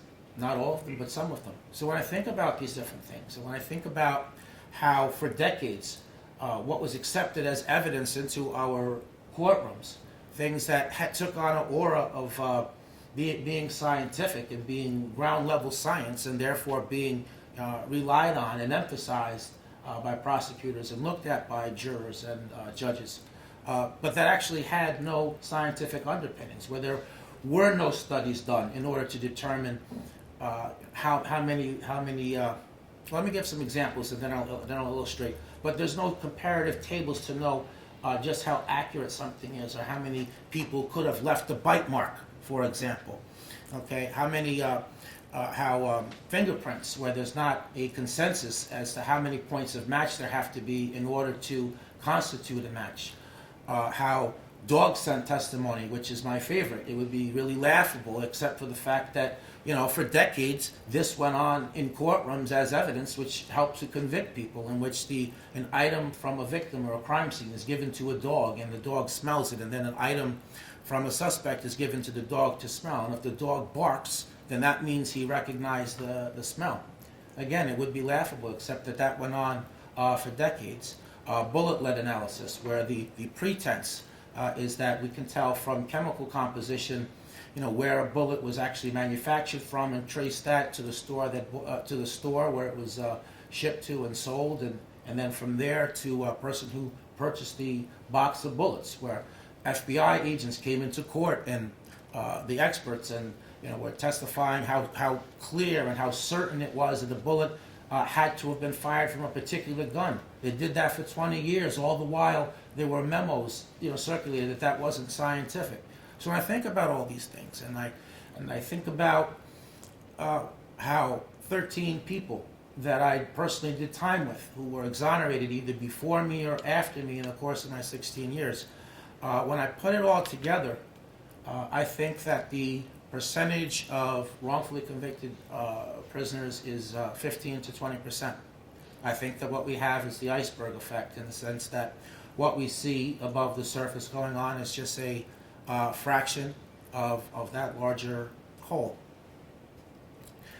So, in terms of getting some legislation passed, specifically in the area of identification, so I want to mention again, what those items are. But in a nutshell, it's harnessing all the best practices that have been identified as such and backed by social science as being more accurate methods, some of which was spoken on earlier tonight. But I want to re-mention them a little bit and just get into like what the rationale or what the philosophy is behind these reforms. Definitely the double-blind method, of course, so that inadvertent or deliberate cues and clues can't be given to witnesses. The taking of a confidence statement, asking, well, on a scale of 1 to 10, how confident are you of your identification? But that's important, that collection of evidence, and that's really what it is. It's a collection of evidence. It's critical that that be obtained as soon as an identification is made, because by the time a trial rolls around, the witnesses would have been prepped several times by the prosecutor. They would have testified at several different junctures. They would have gone to the grand jury. They would have testified at a pre-trial hearing, a Wade hearing, and now they're at trial. They may even have testified at a probable cause hearing. So by the time they've done testifying and done being prepped, their confidence level has been artificially bolstered, and so their level of certainty at trial is going to be more than what it was originally. Telling a witness that if they don't make an identification, that the investigation will continue. That's important so that nobody feels pressure to make an identification unless an actual perpetrator escaped. Telling the witness that the actual perpetrator may not necessarily be in that lineup or photo array, so that there's not an undue level of confidence that's given. Videotaping the process. Again, as an additional check on its integrity, so that there can be an objective record, so that we're not relying on the memory of the police officers. Making sure that everybody in the identification in the lineup or photo array resembles the description given by a witness, so that nobody unduly sticks out. The sequential viewing of people rather than simultaneous is very important, meaning that a witness should be shown one person at a time so that they can rule somebody in or out based on their memory, as opposed to having many people presented at the same time, because what happens is that witnesses, they pick the person who most closely resembles their memory, but the person in that given lineup that most closely resembles their memory, that that may not have been the actual perpetrator, and if they were just looking at that person by themselves, they probably they wouldn't make that comparison. We need them just to compare one person to memory. So year after year, at least for the 10 years I've been home and doing this, and many years before that with the advocacy groups and experts and individual advocates, we present, we push for these reforms to be passed, and we present, we heard a little bit tonight about videotaping interrogations, just in the role of confessions can be made, and these are, there's a consensus that these are two of the leading causes of wrongful conviction, and year after year we can never seem to get them passed in the New York State legislature. So really, to address that, it's really critical that all of us tonight, all of us have to contact our elected officials and express support for these reforms, because until more of us do that, the politicians are not going to pass these just because it's the right thing to do. They're only going to do it if they think that we demand it, and if it's linked to them getting elected or re-elected. So, most people think that you have to be wealthy or part of a corporation or part of an organization to contact their elected officials, but no, the assemblymen, the senators that live in your district, you have just as much right to go in there and talk to them as anybody from any of those mentioned entities. You can email, you can go in person, show up with some of your friends, learn more about these issues, and insist that you want a justice system that's accurate. Every time the wrong person is convicted, that means that the actual perpetrator is free to strike again. That happened in my case. The actual perpetrator was left free, and he killed a second victim 3.5 years later, who was a school teacher and mother of two. So if you think about it, really, this is a public safety issue. These issues should not be understood to be anti-police. They should instead be understood as trying to arm law enforcement with the most accurate methods and tools that can possibly be utilized. Red flags. What are the red flags that an identification is a misidentification? How would you even determine what the red flags are? Well, in the DNA exonerations, we have a body of data that we can look at. We're sure that the people actually are innocent because they've been exonerated through DNA evidence, whereas in the non-DNA cases, sometimes whether it can be argued, it's kind of subjective sometimes. It's not as scientific, and so somebody who wants this current system to just remain in place could dispute whether or not certain cases actually were innocent cases, and therefore just attack the data that's used. But so this is why we base things on the DNA exonerations, because we can be sure that the people are innocent. There's a saying that there's a rhetorical saying, what's new under the sun? Well, things repeat. History repeats itself. There are patterns to the wrongful conviction cases, and so when we start looking at a lot of the cases in which people were misidentified and ultimately exonerated, we can extrapolate those patterns, and we can be aware of them. And so the red flags I'm going to share with you is research that you can do on your own. You can look at the database on the Innocence Project website. Just run the filters on the cause of wrongful conviction being misidentification. But I'm going to share with you now what I found through studying. So in terms of red flags, I want to bring up and illustrate. I'm going to bring up one of the exonerees that my foundation exonerated. That was William Lopez. He was our first exoneration. He was in for 23 and a half years. He passed away after a year and a half. So I'm gonna bring his memory back. I'm sure he'd be happy. He used to advocate all the time with me. So I'm gonna utilize his case for a second in referencing a few of the red flags. So if there's a discrepancy in terms of if there's a significant discrepancy in terms of height, so the witnesses reported that the actual perpetrator was 6'2", 6'3", except that Bill was 5'7". They estimated that witnesses estimated that the actual perpetrator was 100 pounds more than what Bill was. Witnesses said that the crime was committed by dark-skinned Panamanians.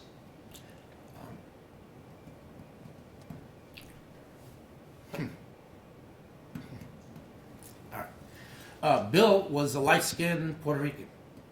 There's wrongful conviction cases caused by misidentification where 911 callers identified a perpetrator as black, except that the defendant, the person who the cops arrested, was Spanish.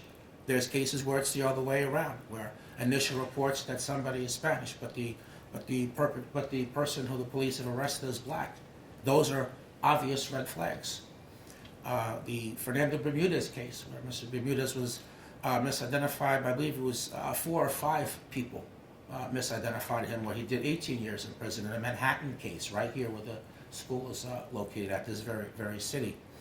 Red flags from his case in terms of misidentification. Well, the witnesses were allowed to speak to each other. Obviously that's going to impact on who somebody selects. Each witness is supposed to make an identification based on their own memory, unassisted by anyone else. In the videotape, in his case, the officer is walking with a folder in his hand with the photo array, and he's going to put it on the table in front of a witness. The folder has not yet been opened, and he's already asking the officer to confirm for him. Is my memory correct on this here? It's number 3, right? It's number 3.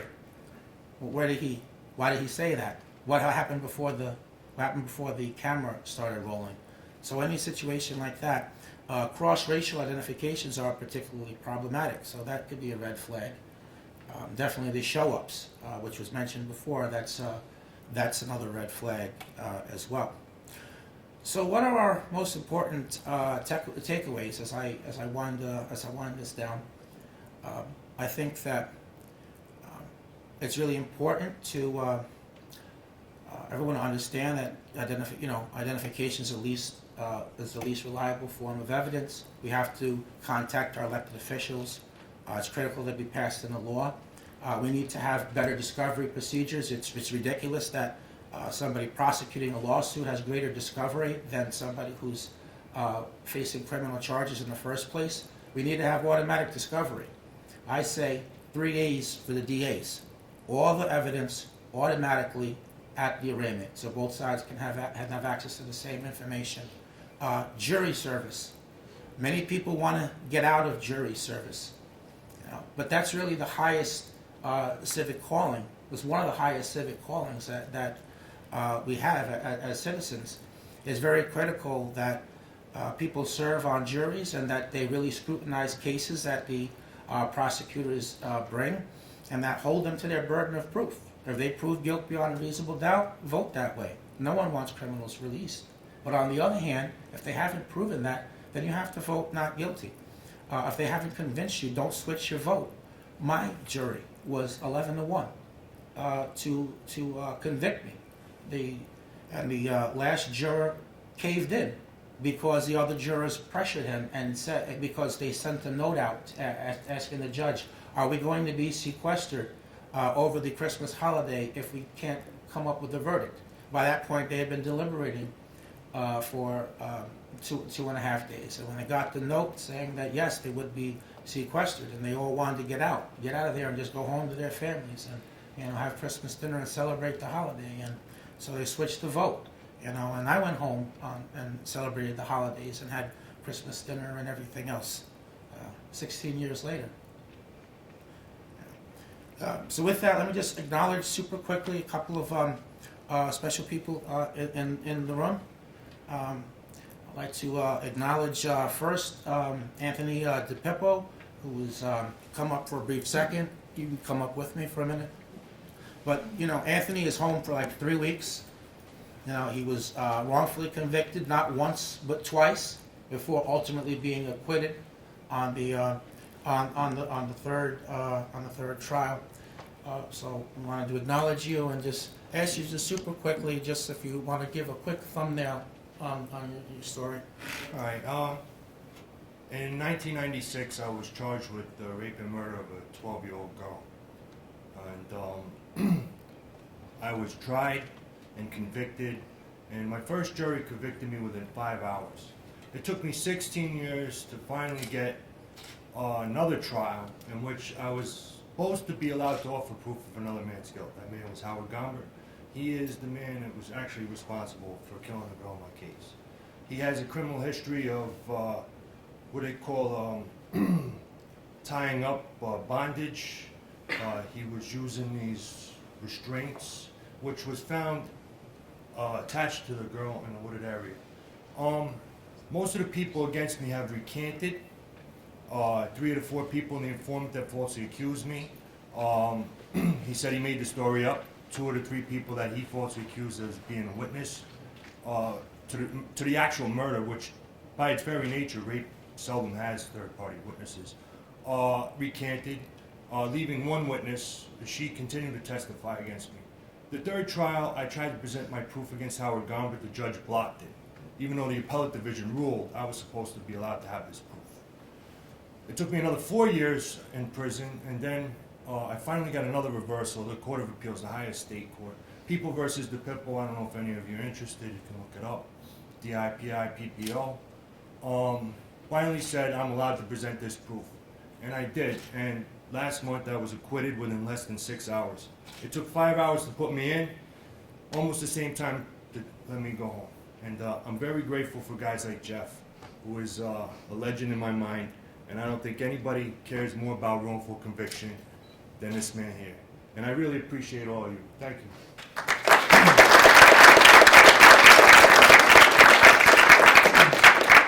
I want to add, that Anthony's co-defendant, Andrew Krivak, is a client of the foundation. We're working on trying to exonerate him, but it's alleged that Anthony and Andy committed the crime together.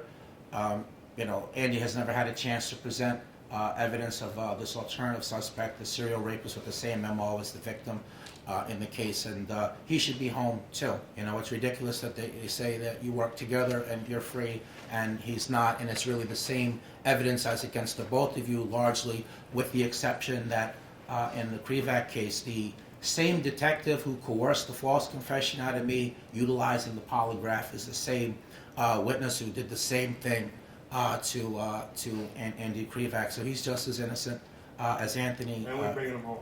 Yeah, and we're working at bringing him home. So the second person is an advocate. He's a former principal of a high school. He was charged with 8 different misdemeanors.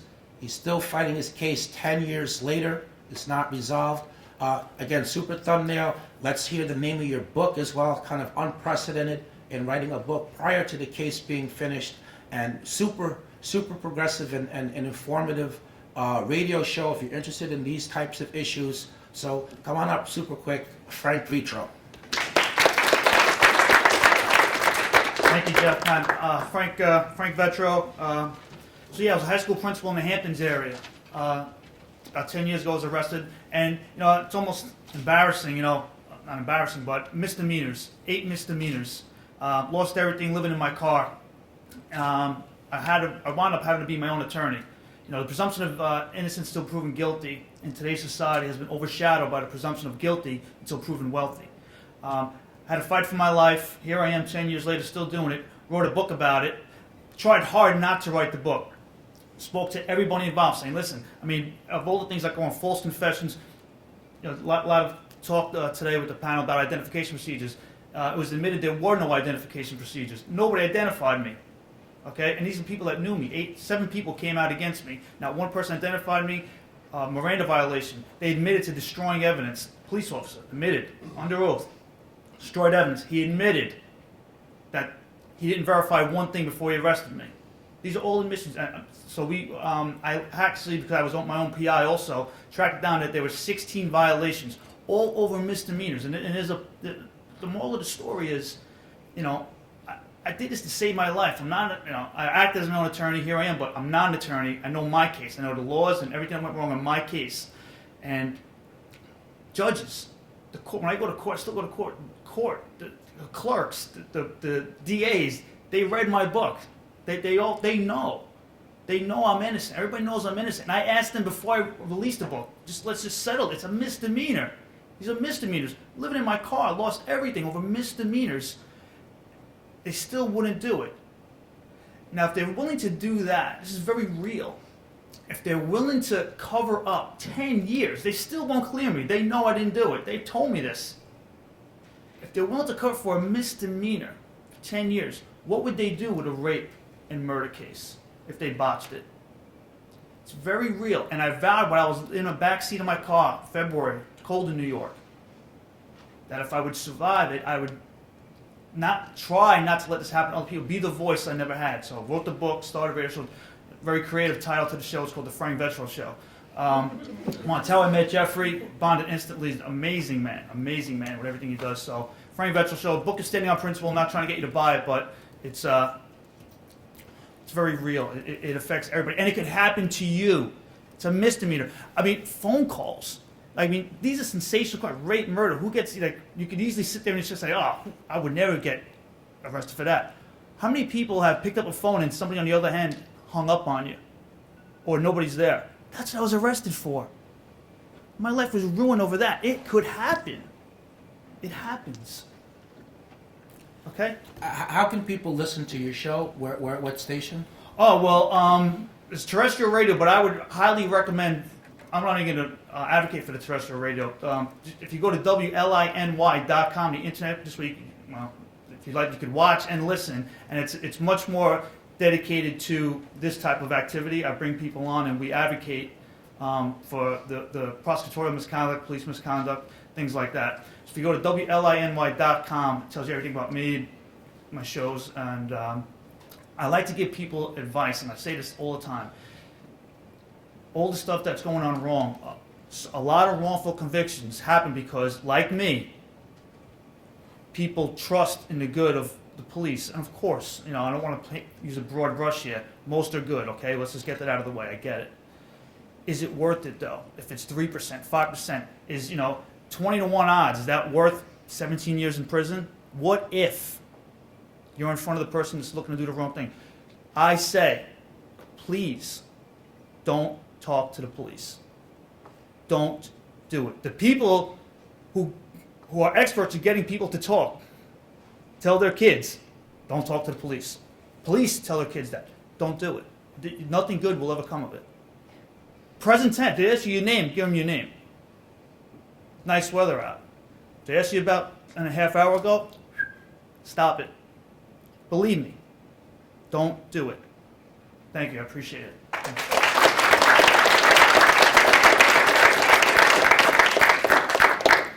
Well, thank you very much for this, Jeffrey and guests.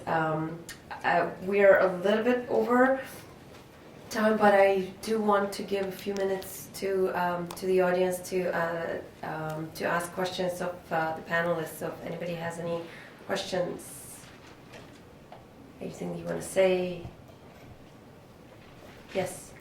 When you were a juror, did you go home after and do homework on what you had to deliberate on, or was it just you were there, you listened, and you kind of just made your own decision based off of what you realized were the discrepancies in the evidence that Is this on? Yeah. Let's see if I was much stronger than the other mic. Well, we weren't allowed to. We went home every night after deliberations. So it was 10 in the morning till 4 in the evening every day. We weren't allowed to leave the room all day long, so they brought us lunch every day.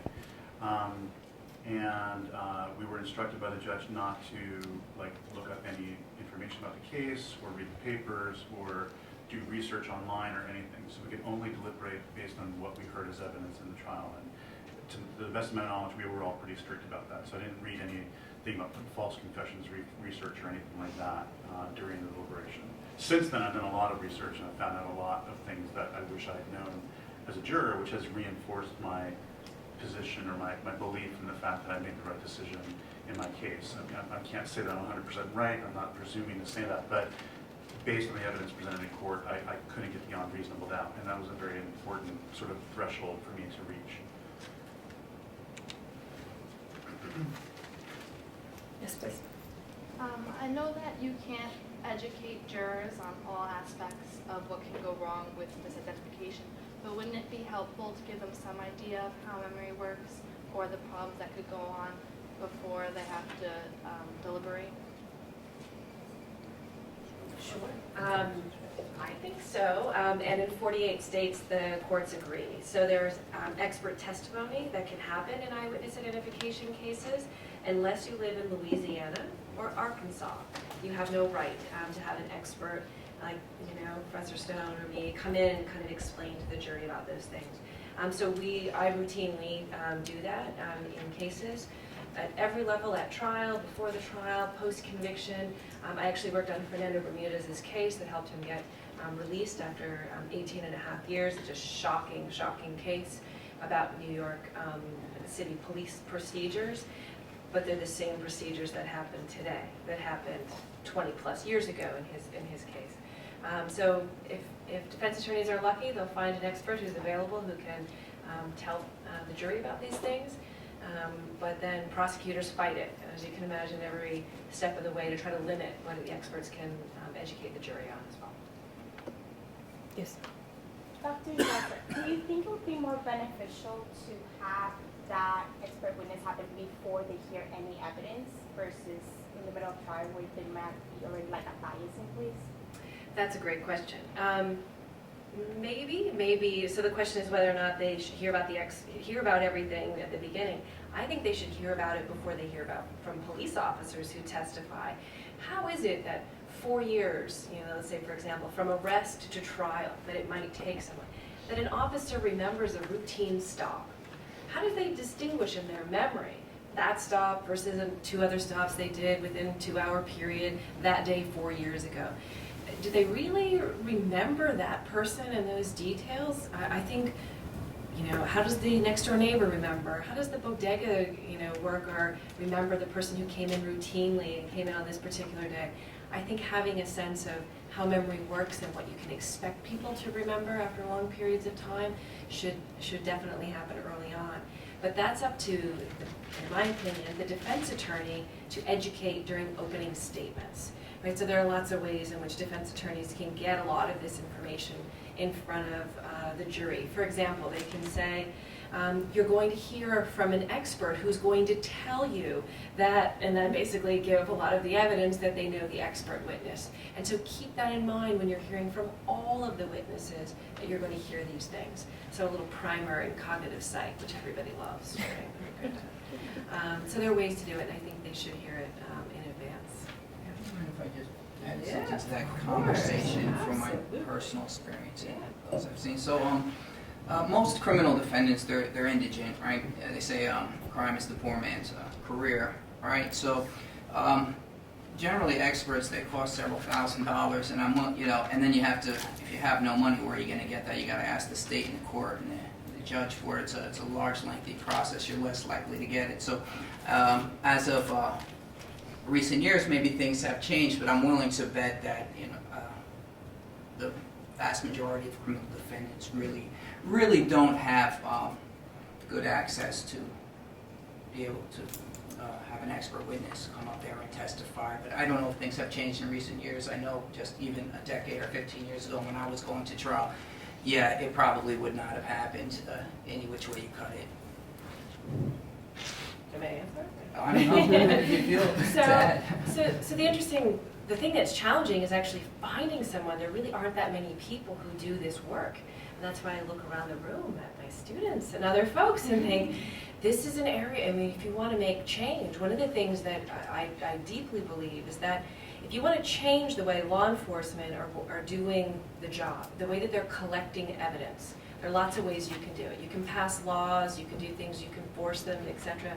But if the prosecution knows that an expert could come in and explain to the jury that there are all these other things that law enforcement should have done differently, then they might think twice about not supporting law enforcement and changing their procedures. But the elephant in the room really is about plea bargaining. So I think there's probably a huge percentage of innocent people who ultimately take a plea bargain. 97% of people who are charged with crimes take a plea because they're basically threatened with this enormous 30-year sentence, or we'll give you a time served. I mean, you'd be a fool not to take the time served, right? That's what most people would think. And so yes, you'll plead guilty even though that you know you're completely innocent. For those of you who haven't watched the documentary 13th on Netflix, something to look at, a case right here in New York City where a young man was charged with a crime, a kind of minor crime. He said, no, I'm absolutely innocent. They were going to send him home, but all he had to do was say that he was guilty, and he refused. He spent 3 years in Rikers, 3 years. And not to spoil anything for any of you who haven't seen the film, which really is a review of the criminal justice system, he committed suicide a couple of years after he got home. He was 22 years old. He was beaten at Rikers. It's all on video. You have to take my word for it. And he did it on principle. He stayed in Rikers for principle, to say that he's, who am I if I say that I'm guilty of this crime? I'm just labeled another thug in the neighborhood. And so that's, I think, where there's kind of a scathing discussion to have about criminal justice, and that's in plea bargaining. Jeffrey? Yeah, just to give an answer to a rhetorical question just raised. There was an article by Judge Ratcliffe in the last couple of years in which he estimated, he wrote a paper just really critiquing the whole plea bargain process, and then in his paper he said that he thought that 10% of the people that were pleading guilty were innocent. Yes. Just to talk about the 13th, it's going to be played on the 10th, so Thursday, I think that is, in the Gerald W. Lynch Theater from 5 to 8 if you don't have, or 6 to 8 if you don't have Netflix, so you can go there for free to watch it. Awesome. And I'm going to have a bonus, extra credit thing for my class, if you're in my class. It's coming, it's coming. Insider information. That's right.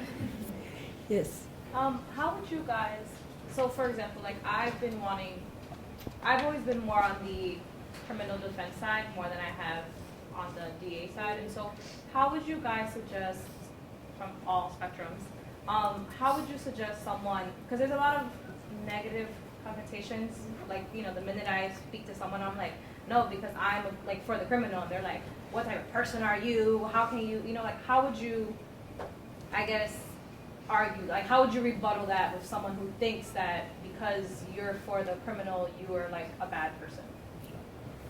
Well, I would start out by not phrasing it that way. Right. Well. Okay.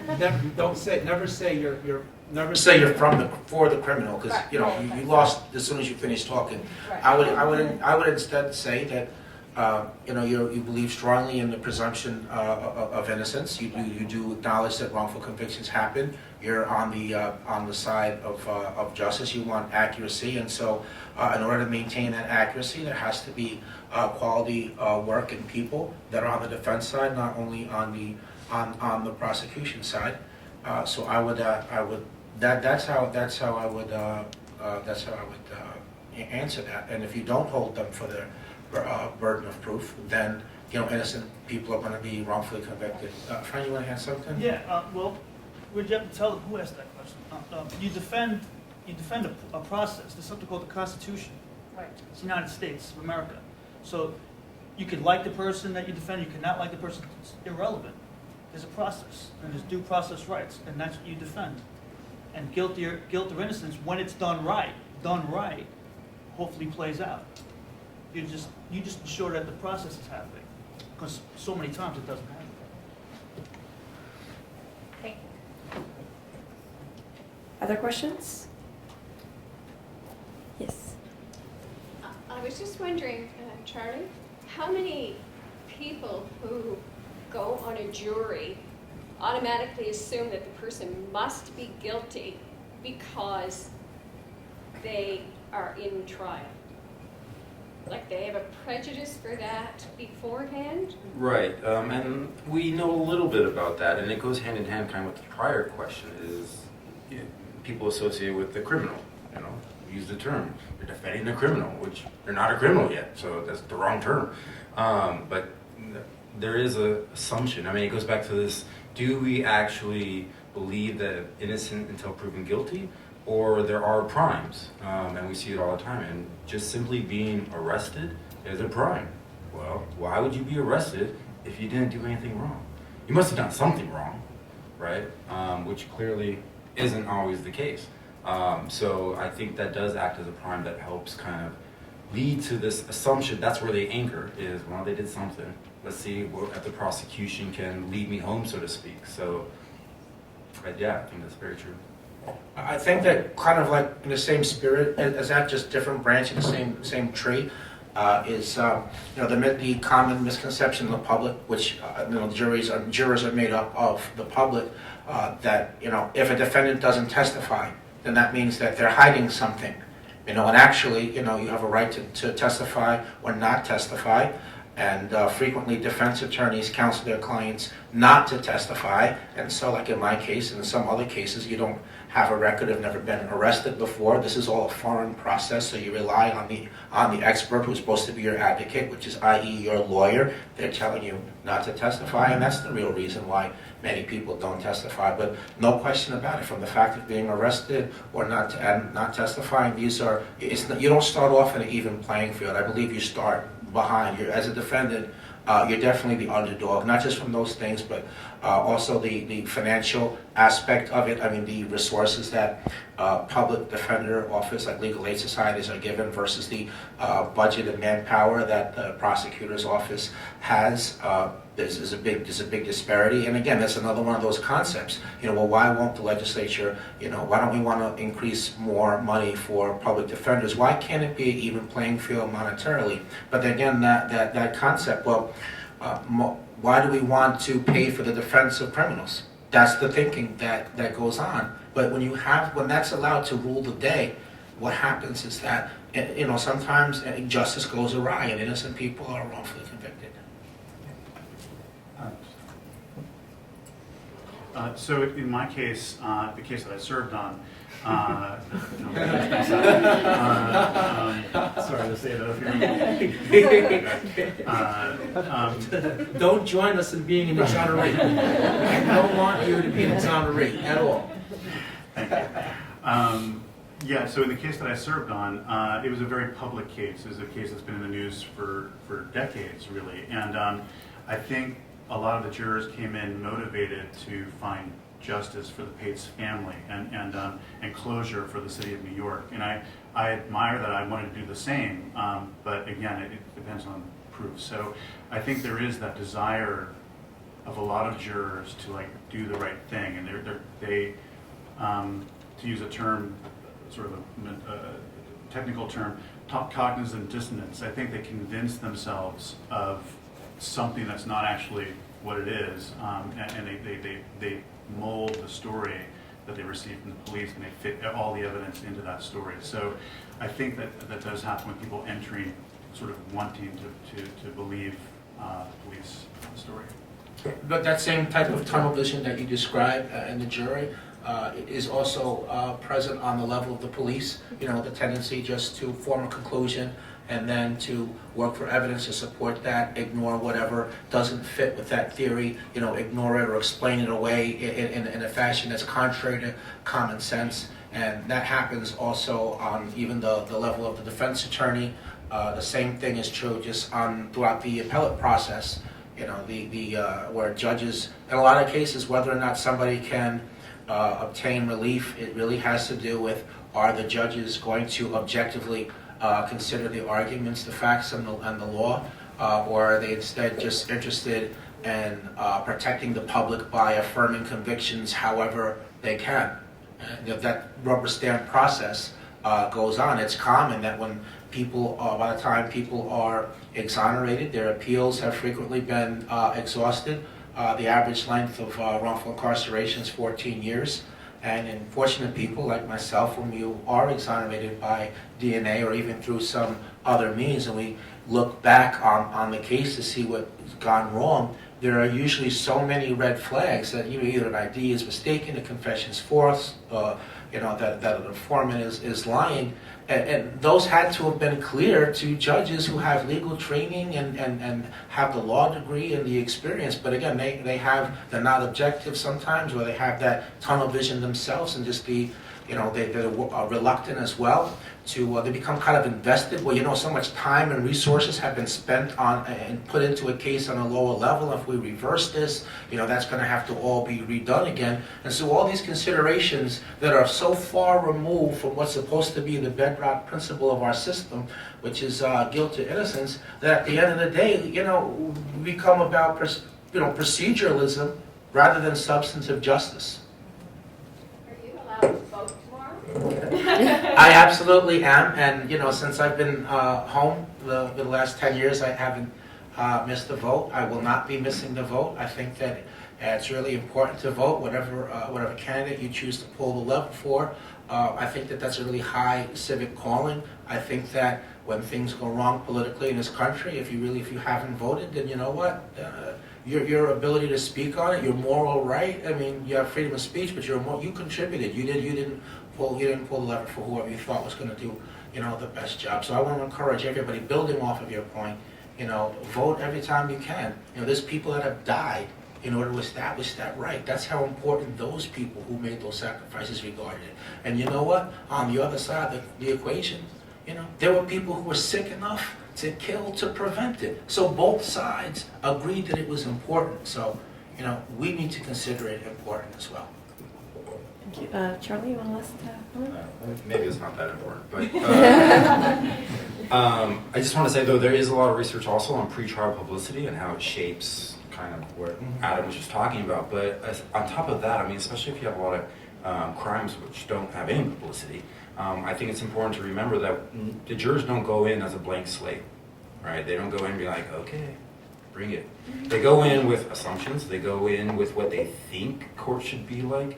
And to know how those shape not only how they interact with the court, but also then how do they understand the facts. Because what we know a lot about memory too is you build it on top of your prior knowledge structure. So the extent to which you have a preconceived notion of what being arrested is, or what the court should be like, or why they're there, would definitely shape how you perceive the facts, how you integrate the facts, and how you build this narrative surrounding the facts of the trial as to whether the person's guilty or innocent. So. All right, one last final question. I've spoken about this on my shows. I'm glad, or I can speak to it at least in the middle. I'm glad all of you are there. At what point, I don't even know how to phrase this, I've wondered out loud, I mean, if you would turn, if they turned you, okay, at what point, if it takes so long, is even the fact that they changed your mind, is at what point in and of itself, isn't that reasonable doubt? Like, it took so long.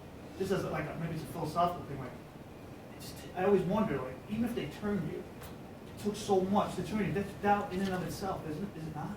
Well, we deliberated for 18 days, which is like one of the records in New York, apparently, or something like that. But and it's important to point out that it did end up as 11-1, but there were 3 times that we sent our decision to the judge officially. And the first time was 9-3, then 8, then 10-2, then 11-1. And you know, it could have been, it was 8-4, it was 6-6 at one point in the voting. So yeah, I mean, I've been told by some legal experts I've talked to that the fact that you have one person voting not guilty represents reasonable doubt, because reasonable doubt threshold should be in the 90%. You should be pretty much over 90% sure that someone's guilty, and 1 out of 12 is basically 92% or something like that. So we were told by the judge, there's no numerical statistical point at which you establish that you're beyond reasonable doubt. So I don't mean that as a takeaway for anyone here, but yeah, I think it's important to remember that 1 out of 12 is a good representation of reasonable doubt,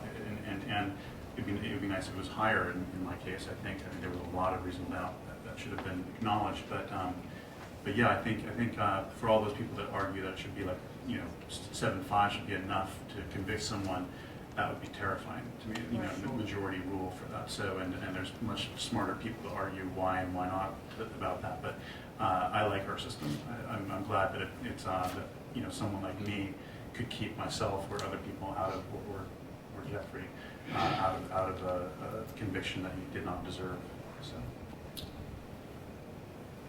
Well, maybe at this time, I just want to thank the people behind the scenes. I mean, first of all, in a very public way, Marina, I just want to thank you for putting this event on. This is the second such event that you've spearheaded and recruited help and got clearance and all the hidden work. It's not just a matter of showing up here tonight and this all just happens. There's a lot of work, a lot of logistics, a lot of things, a lot of thought. And I just want to acknowledge that and thank you for your effort in that. And I want us all to thank you for that. And recognize your assistants as well. Yes, and, Evan, students. Lawrence, and Cameron Fugech, who are master's students and representatives of the master's students groups, are really, guys, couldn't have done it without you. Thank you. And I would like to thank again all of our panelists. I hope that everybody here found this event informative and interesting, and I certainly think that you've really covered a wide breadth of issues. It is the tip of the iceberg in a lot of ways, and no matter how much we talk about it, there's always more, there's always things to be said, and so hopefully we'll do our share in making a difference ultimately. So thank you very much. Thank you, and thank you guys.